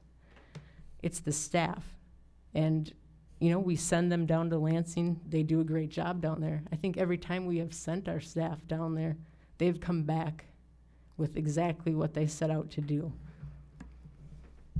Gongware services. For $2,500, you can get 3 to 6 emails a day on current legislation and what's going on down there. I got a month free subscription of it, and it's amazing. It gives you up-to-date reports on what is happening in the legislature. Lake Superior Partnership has a subscription to that. We give them nothing. We don't work locally with them, but what if we did? They work locally with the county. And I go back to, we need a regional approach. Marquette Township is operating on half of their property tax revenue that they were 2 years ago. And I don't think we should be going out and getting a lobbyist to say, let's get more money for Marquette. We need to act regionally. And this is something where I think it doesn't do us any favors to our constituents. We've worked with them through the dark store issues, very appropriate. Let's share a lawyer. If you look at how other cities have done it, and that's one of my last points, neither of these firms represent any cities. Why? Do lobbyists get hired by cities? And if there are lobbyists that represent cities, why didn't we interview with any of those? I really think we need a regional approach. The city of Detroit, when they wanted to protect the Detroit Institute of Art and the collection, they spent $16,000 on a lobbyist. That's it. And they saved it. So they had a purpose to get a lobbyist. I would be all for it if we had a purpose and we had one thing we really wanted to do. But I think we need to give our city manager a lot of credit. I think you will find that city residents are very happy with our leadership in charge right now. And I can't vote on this. We have not done the background work to even come forward and say why we need it. Thank you. Commissioner Plord. I'm going to disagree with Commissioner Cambenzi in a couple of points. First of all, we have our goals. They're very clear in the strategic plan. And the strategic plan was approved before we interviewed the lobbyists. The lobbyists brought the strategic plan with them and had that plan with them. Another set of goals that we have that are very clear is the capital improvement program. And somebody has already come up in public comment and said we need money for roads. Well, why do we need money for roads? Because we're not getting money from Lansing. A lot of things going on in Lansing that is strangling us from getting more money. That's one of the reasons why we need a lobbyist to find more money to fund those goals that are already printed and published for us, like the strategic plan and the capital improvement program. It's something that the city has said that they want. We all want. The commission wants it. This is what we're looking for. Lobbyists are also experts, and it's interesting that Commissioner Cambenzi mentions that lobbyists were the ones that protected the large energy areas downstate to the detriment of the UP. Well, it seems to me that if that's the case, we need to find that warrior for us. We need to find somebody that's going to do that for us. And that's another reason why I think we need a lobbyist. We need our voice in Lansing, specifically for the city of Marquette, to look out for the interest of the city of Marquette, again, specifically based on our goals in the strategic plan and our goals in the capital improvement program, just to name 2 areas where we have goals in the city, that things that we want done. And so that's why I say we absolutely need a lobbyist for those reasons specifically. Thank you. Personally, I'm in favor of a lobbyist. Some of the reasons would be a representative or senator, state representative or senator, they are on term limits, as we all know. And, you know, they can be in and out in 2 years, 4 or 6. So they really can't sustain any priorities downstate as good as it could be. You have a lobbyist, lobbyists could be there for the next 20, 30 years if we choose to do that. They will be following things for the city. A lobbyist is specific for the city of Marquette, not Munising, not Ishpeming, but for the city of Marquette. A representative or senator has to cover all these cities. I mean, is he going to direct everything to Marquette? I think not. So I think that they can help Marquette. The lobbyist is there every day. And to earn their money, they have to produce for the city. I think we went into this thinking, okay, we're going to spend $40,000 a year. After 2 years, $80,000. We better get back more than $80,000. What happens if they hit a grant? Gets us $100,000. Okay, we're up. So that's, you know, we don't know that, but we're hoping for that. But you got to try it. I mean, we have to try this to see how it works. You just can't predict any other way. Couple things that, you know, had we had a lobbyist, problems that we had in the past, we were trying to get rid of that forest, or get the deed cleared on the Forest Service building, whether that was a national or a state, but someone downstate could have probably helped us on that. We ran into a real problem. We almost couldn't build a service center because of that issue. Luckily, good staff did good work, but, you know, it could have been easier had we had a lobbyist on there, maybe making connections and pushing that through. We had a winter freeze a couple years ago. Struggled to get money. Sure would have been nice to have a lobbyist down there who was in the door first trying to get money for us. The lighthouse that we're going to acquire this weekend. Been years in the making, but again, it's a federal project, but it would be good to have a lobbyist who probably could have, you know, they have contacts. That's what their life is, their contacts. They know people. And they're there for 15, 20 years. They just know people. They know people in Washington. It might have helped us. So they can help us. So that's the positive. Both of these firms that we looked at are excellent, excellent firms. It's a hard decision. I would like to ask someone, be it the city manager or attorney, why did we pick Karub as opposed to Kelly Cawthorn? And could you give us some, maybe you can add some more information on this decision. Excuse me, I can certainly try. The first question, why do we pick Karub? From my perspective, a lot of it had to do with... I can't hear you, I'm sorry. Thank you. This is pretty important. How about now? Perfect, thank you. Thank you. It says right here, minimum of 12 inches from the mic. The price certainly had something to do with it. I thought the interviews were very comparable, with Karub, in my opinion, coming out slightly ahead. Karub also had a Upper Peninsula connection, that being the person assigned to the team would be Matt, and can't think of his last name right now, but from Ironwood. And the price was $3,000 a month, including expenses. Kelly Cawthorn was $4,000 a month, excluding expenses. And for just starting out, to me, that seemed like a more reasonable risk as far as the financial commitment was concerned. Now, this action tonight, should it be approved, whether it be for Karub or Kelly Cawthorn, would instruct myself and the city attorney to negotiate a contract and then bring it back for final approval. So you wouldn't, in effect, be approving the expenditure tonight.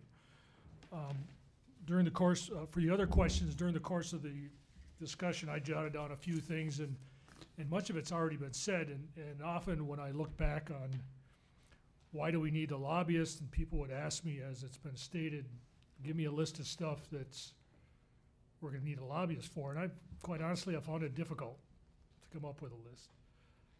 But as I went through the process, I slowly began to learn that, you know, we have two ways of approaching this, or two ways we're going to approach this. One is, if we do hire a lobbyist, is that they will sit down with me and maybe the commission and work out a list of goals specifically. I don't think they're willing to commit to that much of an effort unless we hire them. They certainly can give us broad ideas and broad opinions. The other thing is that, and it appears to me that a lot of the reasons that we would need a lobbyist, we don't even know about yet. I mean, they come up in a hurry, they come up unexpectedly, and that's where we run into the most difficulty when it comes to dealing with the state and sometimes the federal government, is that it's something that's usually sprung on you, and it could be imperative, such as the mayor mentioned, the U.S. Forest Service. Even though the lobbyists we are considering hiring is at a state level, they do have connections at the federal level. When that came up, it was out of the blue, at the last moment, imperative to the completion of the project. And we had to start getting on the phones ourselves, and you know, it was unexpected on my part. You know, certainly wasn't outside the realm of possibility, but it was unexpected. And to have someone in Lansing or someone that we could call with connections like that, in addition to our state representatives or our other representatives, our federal representatives, would be nice to have that. You know, we have some future items that I think are going to be coming up that I could probably predict that we might need a lobbyist for. You know, revenue sharing's been brought up, and already this morning I had a conversation with our chief financial officer about the new plans the state is considering with our Act 51. Is that correct, Larry or Gary? Act 51 money. They're already talking about cutting our revenue sharing for next year. I mean, internally. And to me, it's going to be a huge concern for us, and to be able to call somebody or get somebody on board now to represent us in that regard would be huge. The other things that I think that might come up is that I think I can predict that we are probably going to have some questions or concerns that are going to come up with the veterans facility here in town. I have nothing specific, but everything that I pick up on or hear about is that, you know, they are always under some level of scrutiny as to whether they are going to exist, whether they're going to exist in Marquette. For the near future, I don't see a problem, but I certainly see the possibility down the road that the veterans facility is going to be one of those things that, as they downsize or reorganize, is something we want to hang on to, whether it be at its current location, or we might need some help if we want to reutilize the old hospital or something like that. I can keep going if you want, Mr. Mayor. I don't need to drag That's this good. out. Okay, thanks. Commissioner Plord. Just want to make one more comment too. The election in November will create a lame duck session. And if you recall, if you take a look at the trends in Governor Snyder's administration, a lot of things happen in the lame duck session. Some of them are good, most of them are not. Most of them are pretty bad, especially for the cities. So that's one of the reasons why I think we shouldn't wait with a lobbyist. We need to get a lobbyist on board now, looking out for our interests in the city of Marquette, especially for that lame duck session. And we're looking at about 7 weeks where a lot of things can happen. And again, most of those things are things we don't like. So that's another reason why I think that we need to get it done, and we needed to get it done quickly. Thank you. Okay, we have the motion on the floor. No, we don't. I'm saying what we're going to come to is whether or not we can negotiate with Karub. It's not whether or not we're going to select them. Correct. So can we have a motion? Are we ready to make a motion to do this? Does Commissioner Plord? I move that we direct the city manager and the city attorney to negotiate a contract with Karub Associates for a term not to exceed 2 years to provide lobbying services for the city and to bring the contract forth to the August 8th, 2016 City Commission meeting for further consideration and action. Is there a second to that? Commissioner Conley? I'll second. Okay, any discussion? We've had enough discussion. Again, this is just to seek a contract. It's not to give the contract. Mayor Pro Tem Reynolds, would you like to add something? Just that the only reason I will be voting no on this is because the reasons I stated. It has nothing against either of these lobbying firms or hiring a lobbyist as a whole. I just feel like the process for myself wasn't done how I would like it to be done, and as for taxpayers. So just wanted to make that clear. Could I ask you a question? What if you want to have a list of priorities established?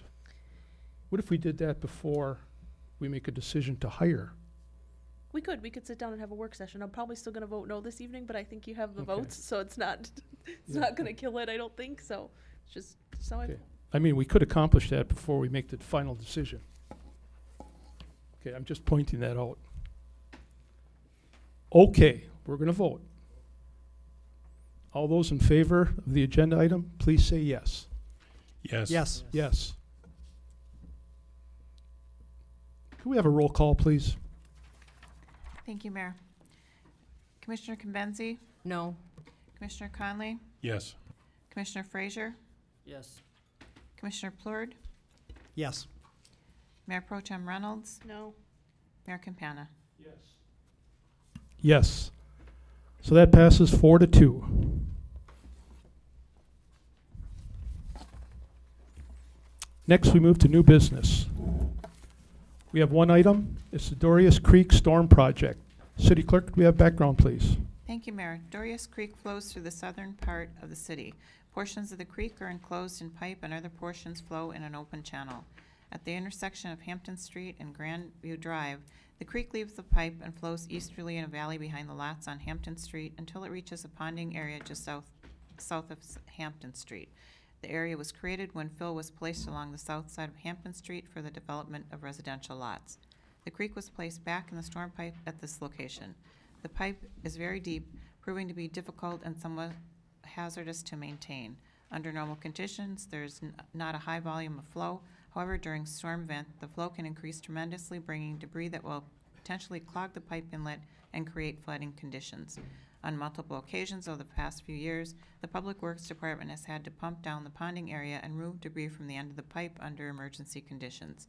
If the ponding area completely fills and breaches the bank, the floodwaters would flood the backyards and potentially the homes of several residents as the water makes its way back out to Hampton Street. While the pond outlet is monitored, the flooding potential remains. As directed by the city manager, Public Works Department staff was tasked to find a solution to alleviate ongoing flood issues on Hampton Street. Based on a recommendation from the engineering department, the decision was made to extend the pipe and add a structure with an overflow inlet. Overstar Inc. was contacted to provide a proposal set up as a not-to-exceed price at the unit prices quoted. It is also recommended to waive the formal bidding process to complete the project in a timely fashion due to the potential flood hazard that exists.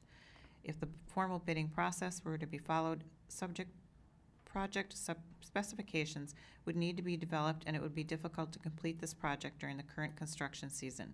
Fiscal effect: funding for this project will come from the Stormwater Utility Maintenance Fund. Recommendation: determine for the reasons stated above that there is no advantage to competitive bidding, and therefore waive the bidding requirements and authorize a contract with Overstar Inc. of Marquette, Michigan in an amount not to exceed $35,298 at the unit prices quoted. Alternatives as determined by the Commission.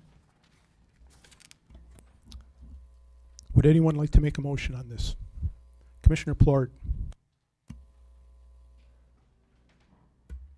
I move that, for reasons stated above, that there is no advantage to competitive bidding and therefore waive the bidding requirements and authorize the contract with Overstar Incorporated of Marquette, Michigan, in the amount not to exceed $35,298.00 at the unit prices quoted.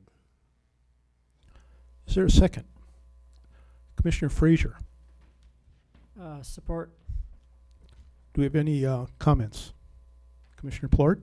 This is a project that's been kind of sitting in the back burner for quite a while, and it's a project that really absolutely does need to get done. And another thing about it is the construction season really is heavy upon us right now. It needs to be done now, and I like the fact that it's a local company besides.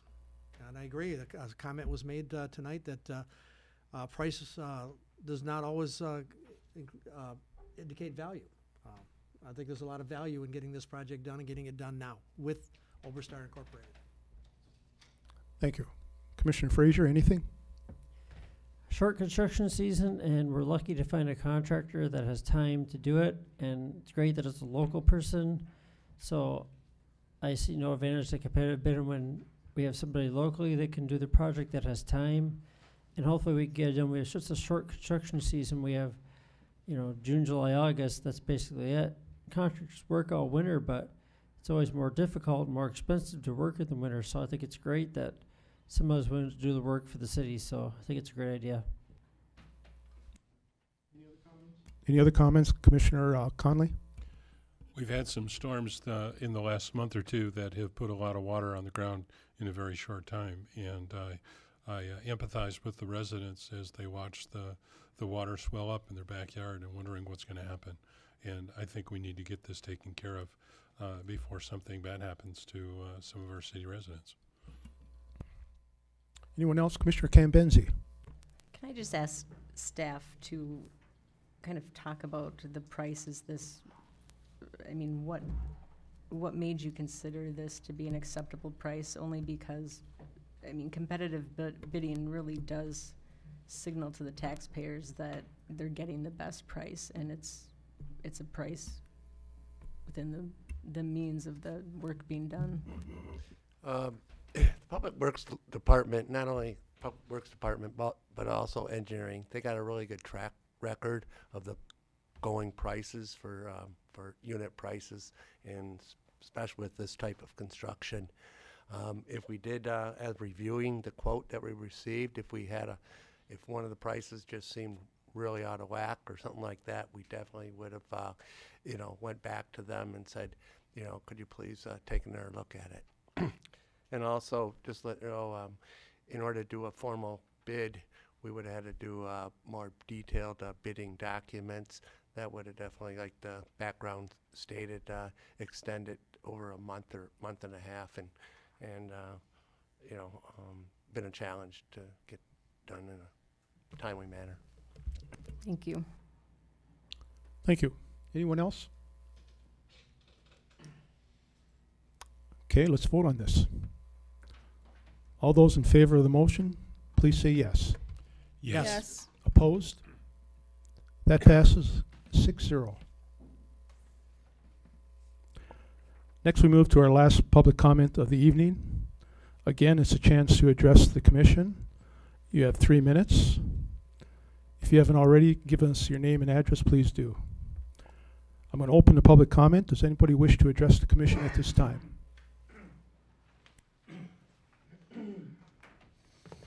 Sure, just Matt Ludenberger, 1406 Garfield Road here in Marquette. To clarify, I would like to say thank you. You gave me an idea after the discussion about the lobbying contract that, no, there are some things that we got to do, and we don't really know how to do it the best way possible. I just would like to reinstate that, or restate, I think staff does a great job. So please keep it up, folks, really. You are, forced to sit here, but by all means, your day job is perfect. Keep it up. On the same sense, I still haven't heard anything. I still haven't heard you say this is exactly why we should call up this lobbyist for this reason. Lobbyists tend to do, I wouldn't say full-time work that look for your city, because they're hired by other cities. It's not just, this isn't our firm. This is a firm that we hired. So in that sense, they still have to look out for, say, Plainsville, Michigan, or Chatham, if they so are hired. And to be fair, I would hope local communities within Marquette County and within the 20-mile radius that we have here would use the same firm we use. I would hope if we do take a lead and say we need a lobbyist for this reason, that reason, this reason, and blah, blah, blah, I would hope other communities in town would actually join up and say, great, what you do for them, please allow us, as far as Marquette Township goes, to have Trowbridge get some drain funding or road funding or whatever it is. And in that sense, it wouldn't hurt for us to contact other cities in the community. It wouldn't actually be offensive to suggest to another community, we're thinking about doing this. Would you like to help? Are you interested? Are there things that, and I know they work for us. Don't get me wrong, they definitely work for us. But how many of us know people who live just outside the city that still come into the city because we have the services, or we have the nightlife, or we have the food, or whatever it might be? In that sense, they have just as much of a dog in this fight as we do. So the return on investment, I would hope that we could say this is what I would officially like to see.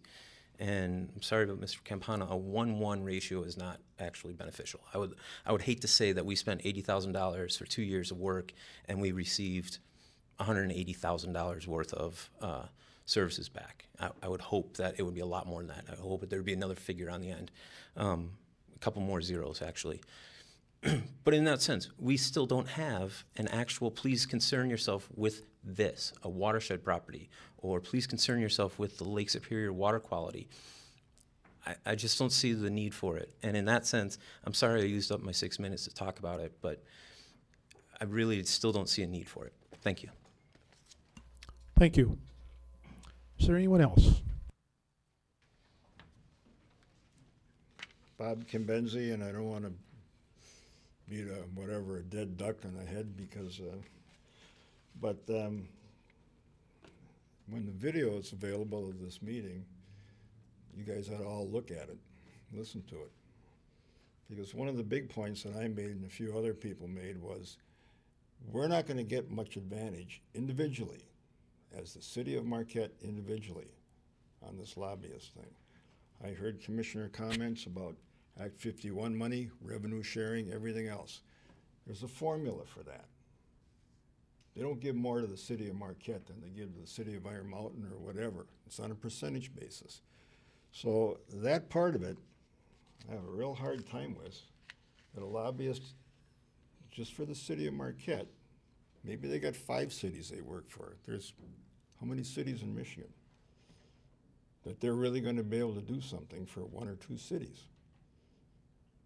You know, a number of the other things you mentioned were federal things or whatever.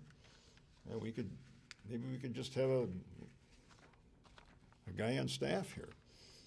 Does nothing but run over here and run over there, or go to the federal government, or go wherever. So it definitely is more of a sharing thing.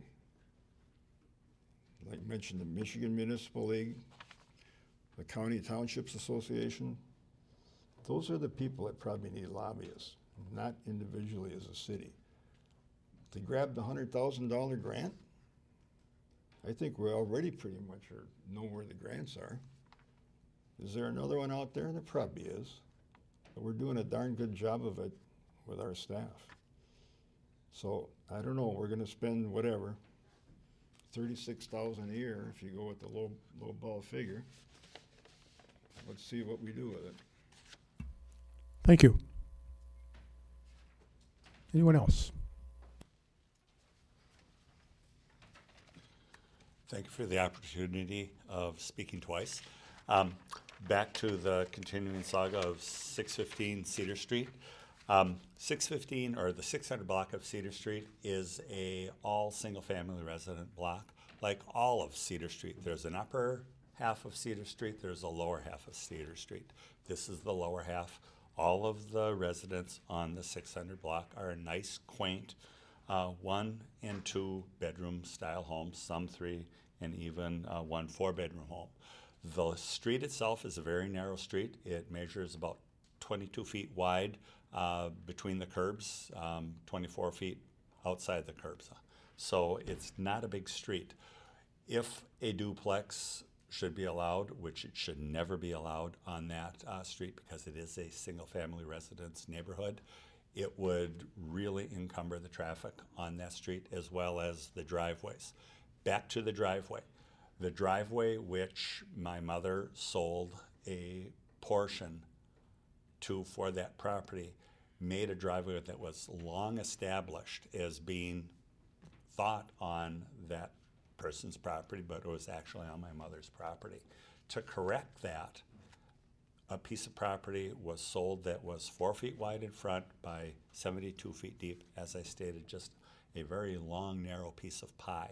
If that constitutes splitting a lot, there's something very wrong with our city process and looking at things, how we do stuff to allow a house potentially of the magnitude that they're wanting to build on what I call a postage stamp lot to be created. It is not appropriate for the neighborhood. It's not good for the neighbors. I hope you realize that the Cedar Street block, the 600 block, is a very cohesive unit of neighbors that look out for each other and care about each other. We have a non-resident person coming into the neighborhood that doesn't know the neighborhood or appreciate the neighborhood, obviously, for what they're trying to do. And we need your assistance to straighten out this situation and preferably stop it.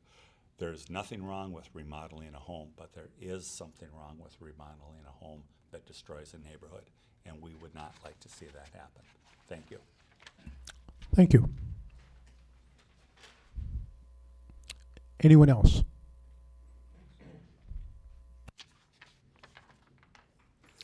Jim Clark, 450 East Hewitt.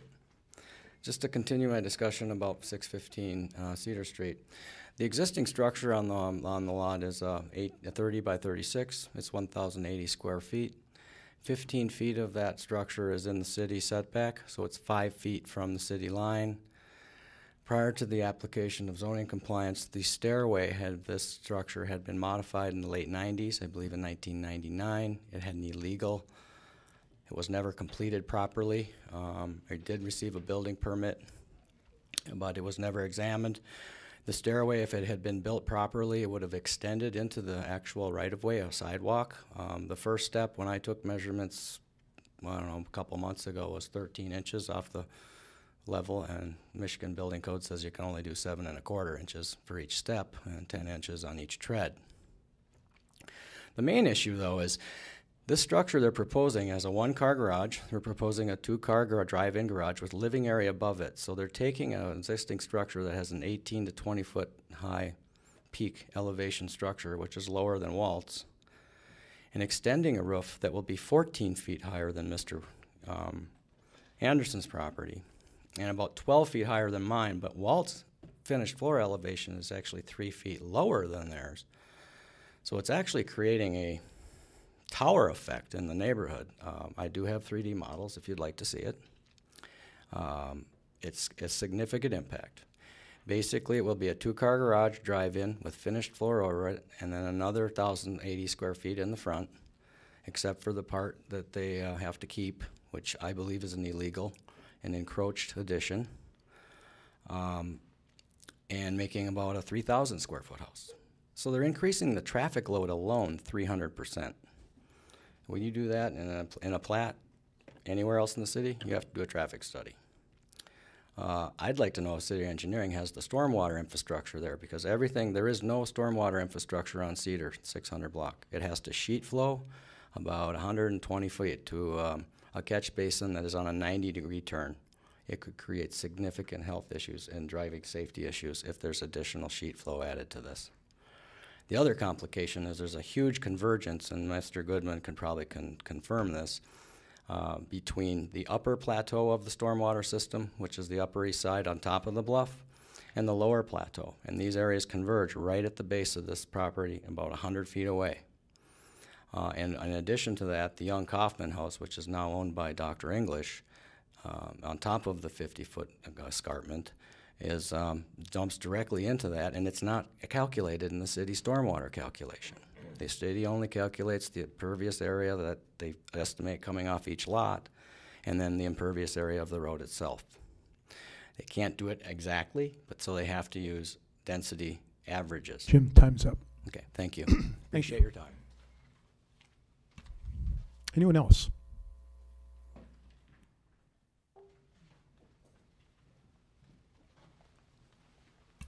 Luke Ogle, 1413 Birch Avenue, Marquette. Kind of completely changing gears. First, I want to thank the mayor and commissioners for appointing me to the Arts and Culture Committee.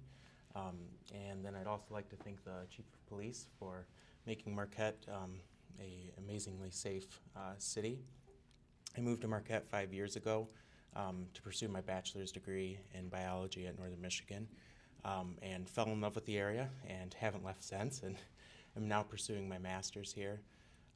So what I would like to ask for is just more involvement of our younger community in the city government. I know I heard about this from a boss that kept an ad out of the Mining Journal. So commissioners, members of the community, if you know young people like myself that are involved in committees and things like that in their school, I think it's great to encourage this as a next step to get involved with the local community and give back and really help out the Marquette community. So, thank you. Thank you, Luke. Anyone else wish to address the commission?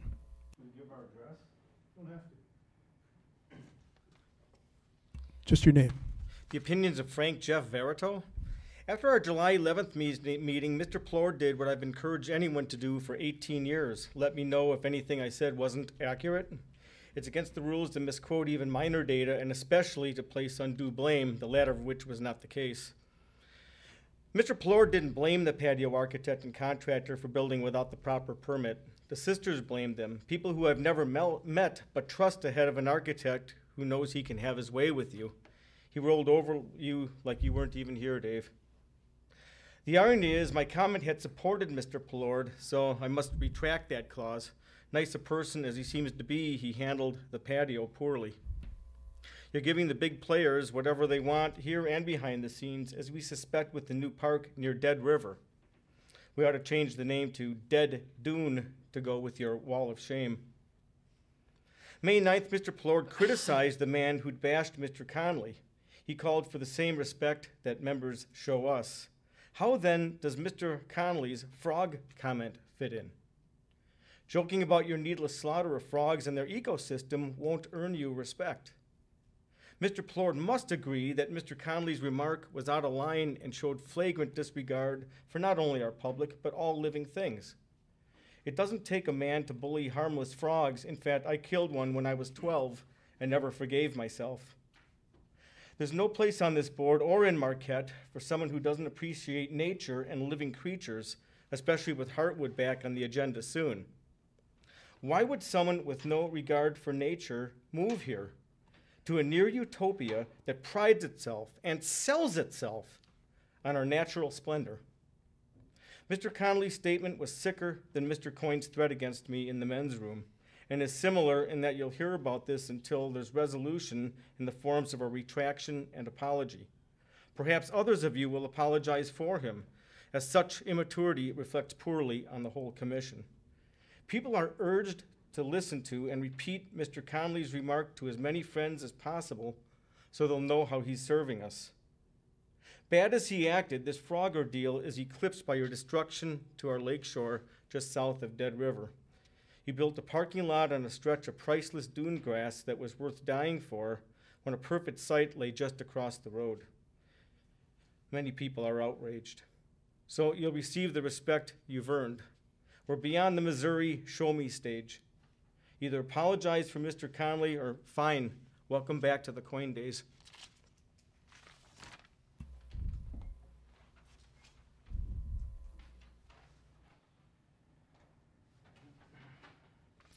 Again, good evening. Yorma Lunkin, 8 Marquette Drive.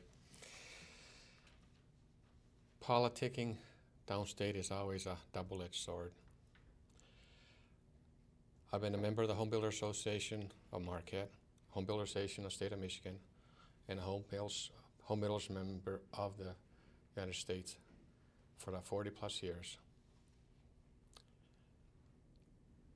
And lobbyists are special interest groups. And we are looking for special interest group, our group looking for special, you're looking for special interest groups. When push comes to shove, 2008, in the state of Michigan, we had 27,000 home builder members. We ended up with 5,000 builder members. I was one of the lucky ones to still be, and still am, a home builder member. Nationally, with all the lobbyists, we had almost 300,000 home builder members. We end up with 125,000 home builder members. So be very careful with the special interest groups. They don't always protect and do what you want them to do for you. It's pick and choose. And so when you do decide to hire whoever you do, really, really ask a lot of questions. When push comes to shove, what will they do for you? Locally, we had 400 members. We went down to 97 members. And we had all the lobbyists in the world, from the local to the state to the national. And when push came to shove, it didn't work very well. But it is a double-edged sword. If you don't, you're damned. If you do, you're damned sometimes. And so just remember, they are special interest groups. And that tends to clog up the government as well. It's more bureaucracy. And sometimes it works, and sometimes it doesn't. So it's not a guarantee. And do ask a lot of questions. Thank you for letting me speak. Thank you. Anyone else? Anyone else? Seeing none, we're going to close public comment. We're going to move to comments from the commission. Tonight we're going to start with Commissioner Plord. Well, I do thank everybody for their comments, and I am very sensitive to the comments. Hiring a lobbyist, for example, is it's not a light thing to take. It's not something that you're just going out and buying somebody and saying, you know, what are they going to do? I do intend to have them work for us. We're going to pay them. And I can tell you this, that in 2018, and I agree. Awesome candidates. I've gotten to know each of them better. I'm sure everyone has their favorite. I know spouses who are splitting their votes because they can't decide. What a great position to be in. And I think no matter who wins, we're going to be well represented. And it's great to see just the nice sportsmanship between all of them. Very competitive, yet I've been very impressed with how they're running their races. Just to summarize my lobbying views, I think there's a time and place for hiring them. I think if we can pick and choose between which firm could represent us best for which issue we have, that's the best way to go. If we decide to spend $32,000 a year, what if we don't need something for 2 years? I'd rather put that money into roads locally, or people. You know, I know each of our departments constantly is cutting back, doing more with less, and that really serves our taxpayers on the front line. The Forest Service building, Jeremy from Debbie Stabenow's office made that happen for us quickly. The winter freeze, that was a regional effort where all of us got together. And the lighthouse, that was federal, where some of the process we didn't understand why it would take so long, but to document all the flora and everything on the property, and to learn that there are plant species on there that haven't changed in over 100 years, it's pretty cool. For the Cedar Street issue, this is a new issue for us, and we've heard staff is working on it. They do hear your concerns, and it's our hope, it's my hope, that there can be a solution to it. I know when you own a home, when you live in a house for a long time, and there are big changes, it's very hard, and I'm very sensitive to that. Certainly 50-foot lots are very small, and those that are even less, it's even more difficult. And lastly, I would like to thank our police department with everything that's been going on in the media, and certainly our fire department as well. Just like to say thank you for your service. And I know there's a lot of people out there that feel really lucky to live in Marquette and to be protected by your staff. Commissioner Frazier?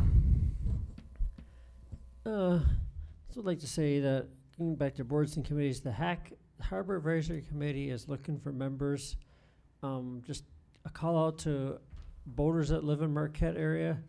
I'm a boater who used to work in the marinas and involved with boating in our community. I love boating.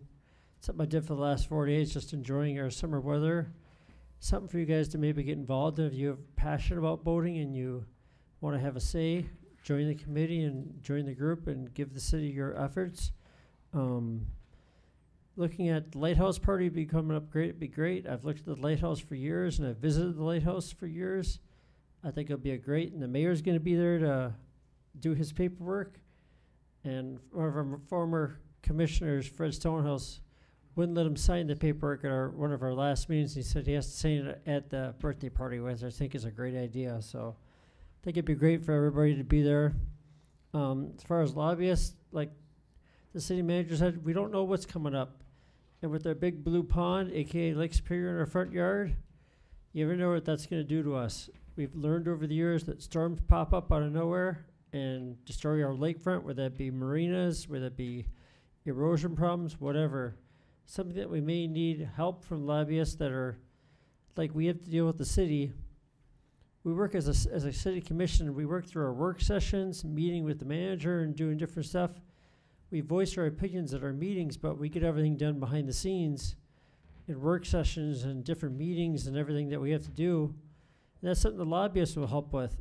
You know, they're there for all the different meetings that we're not aware of, that they're there every day. So I think it'd be great for them to deal with that stuff.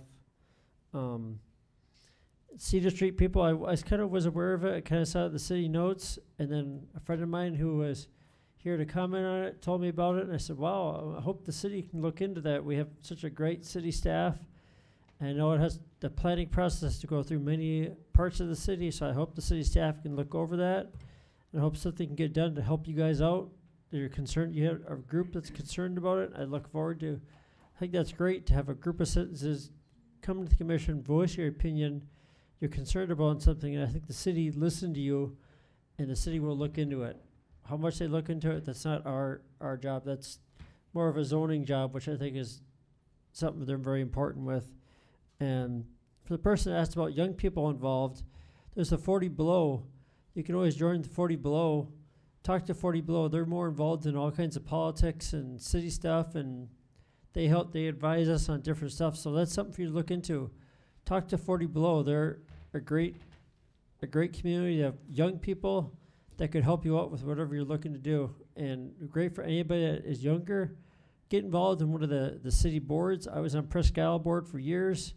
It was a great board to be on. We advised the city if we had one thing to look at, that was Presque Isle, which we're all passionate about. And I looked forward to seeing all new members of that board. It was a great board. So I'd like to say thank you to everybody for that. Mayor Pro Tem Reynolds. Well, something else going on this weekend as well. Just for everybody, I believe the Shriners are also going to be in town, and they're going to have a parade downtown. But the only other two things I have is that we've been having tons of emails go back and forth with the Cedar Street's concerned citizens, City Manager Angeli, and I'm wondering at your time if you can talk about it a little bit, because it seemed even at 5 p.m. when I got an email that we had a little bit of clarification. So wondering if you can address that. And then also, question for Chief Rebolt. I saw on Facebook today that there was this photo that Dan Cook painted, and I thought it was really cool. Where is that going to be? And because it's really cool, and it's honoring the police department after all these things that have been happening around the world. We have it on display down at our police department. We kind of consulted with staff and found a place that suits the picture. So we encourage commissioners, if they get a chance, to come down and take a look at it. It's pretty impressive. Okay. Well, and I believe that is all. Yes. Thank you. We are moving ahead with the lobbyist, but I would agree that we need to have a list of public works needs and questions that we may have. We should really have that before we accept them. Hopefully we can get those answered.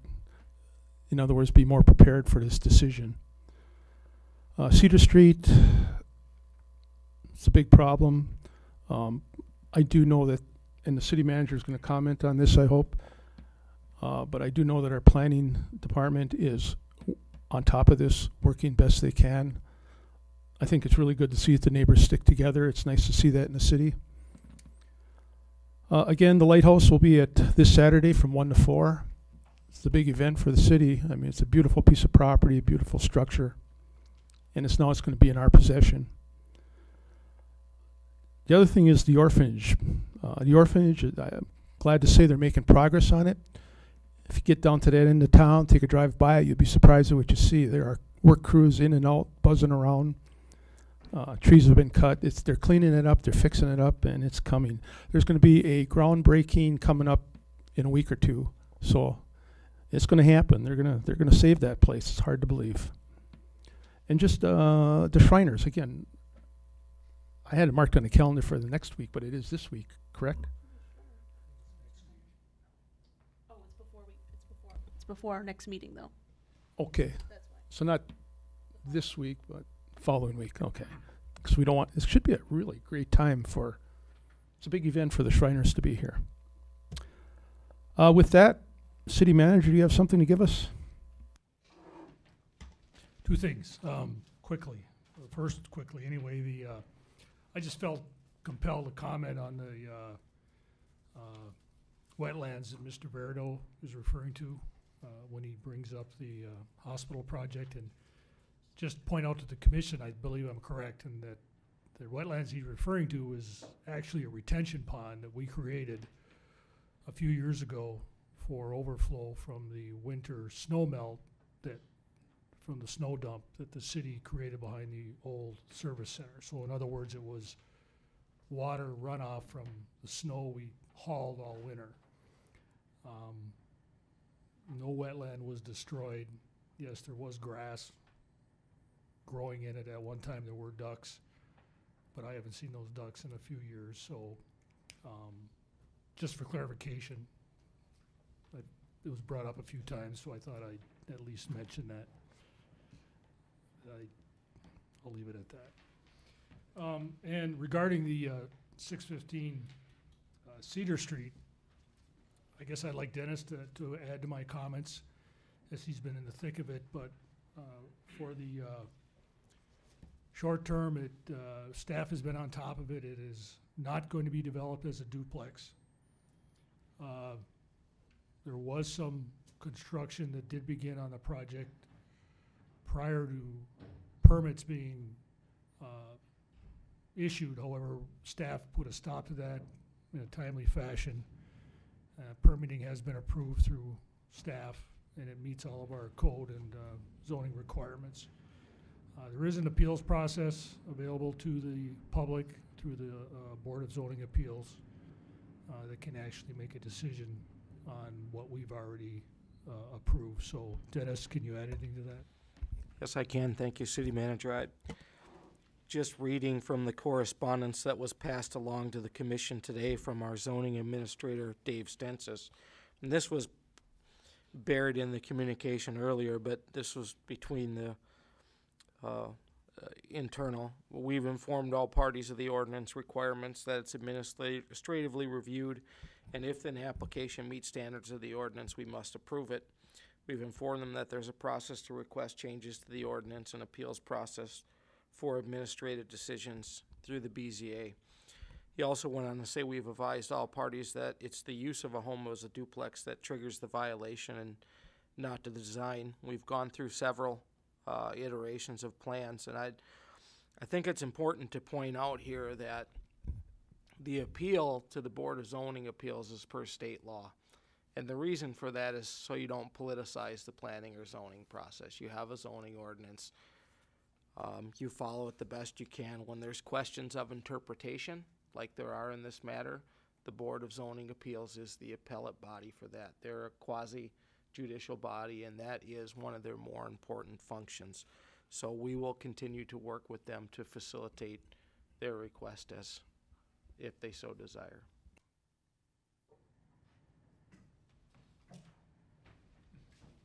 We are adjourned.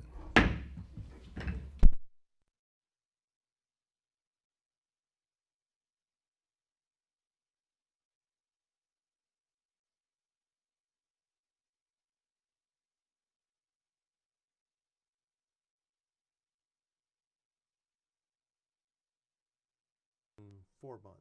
Correct. And now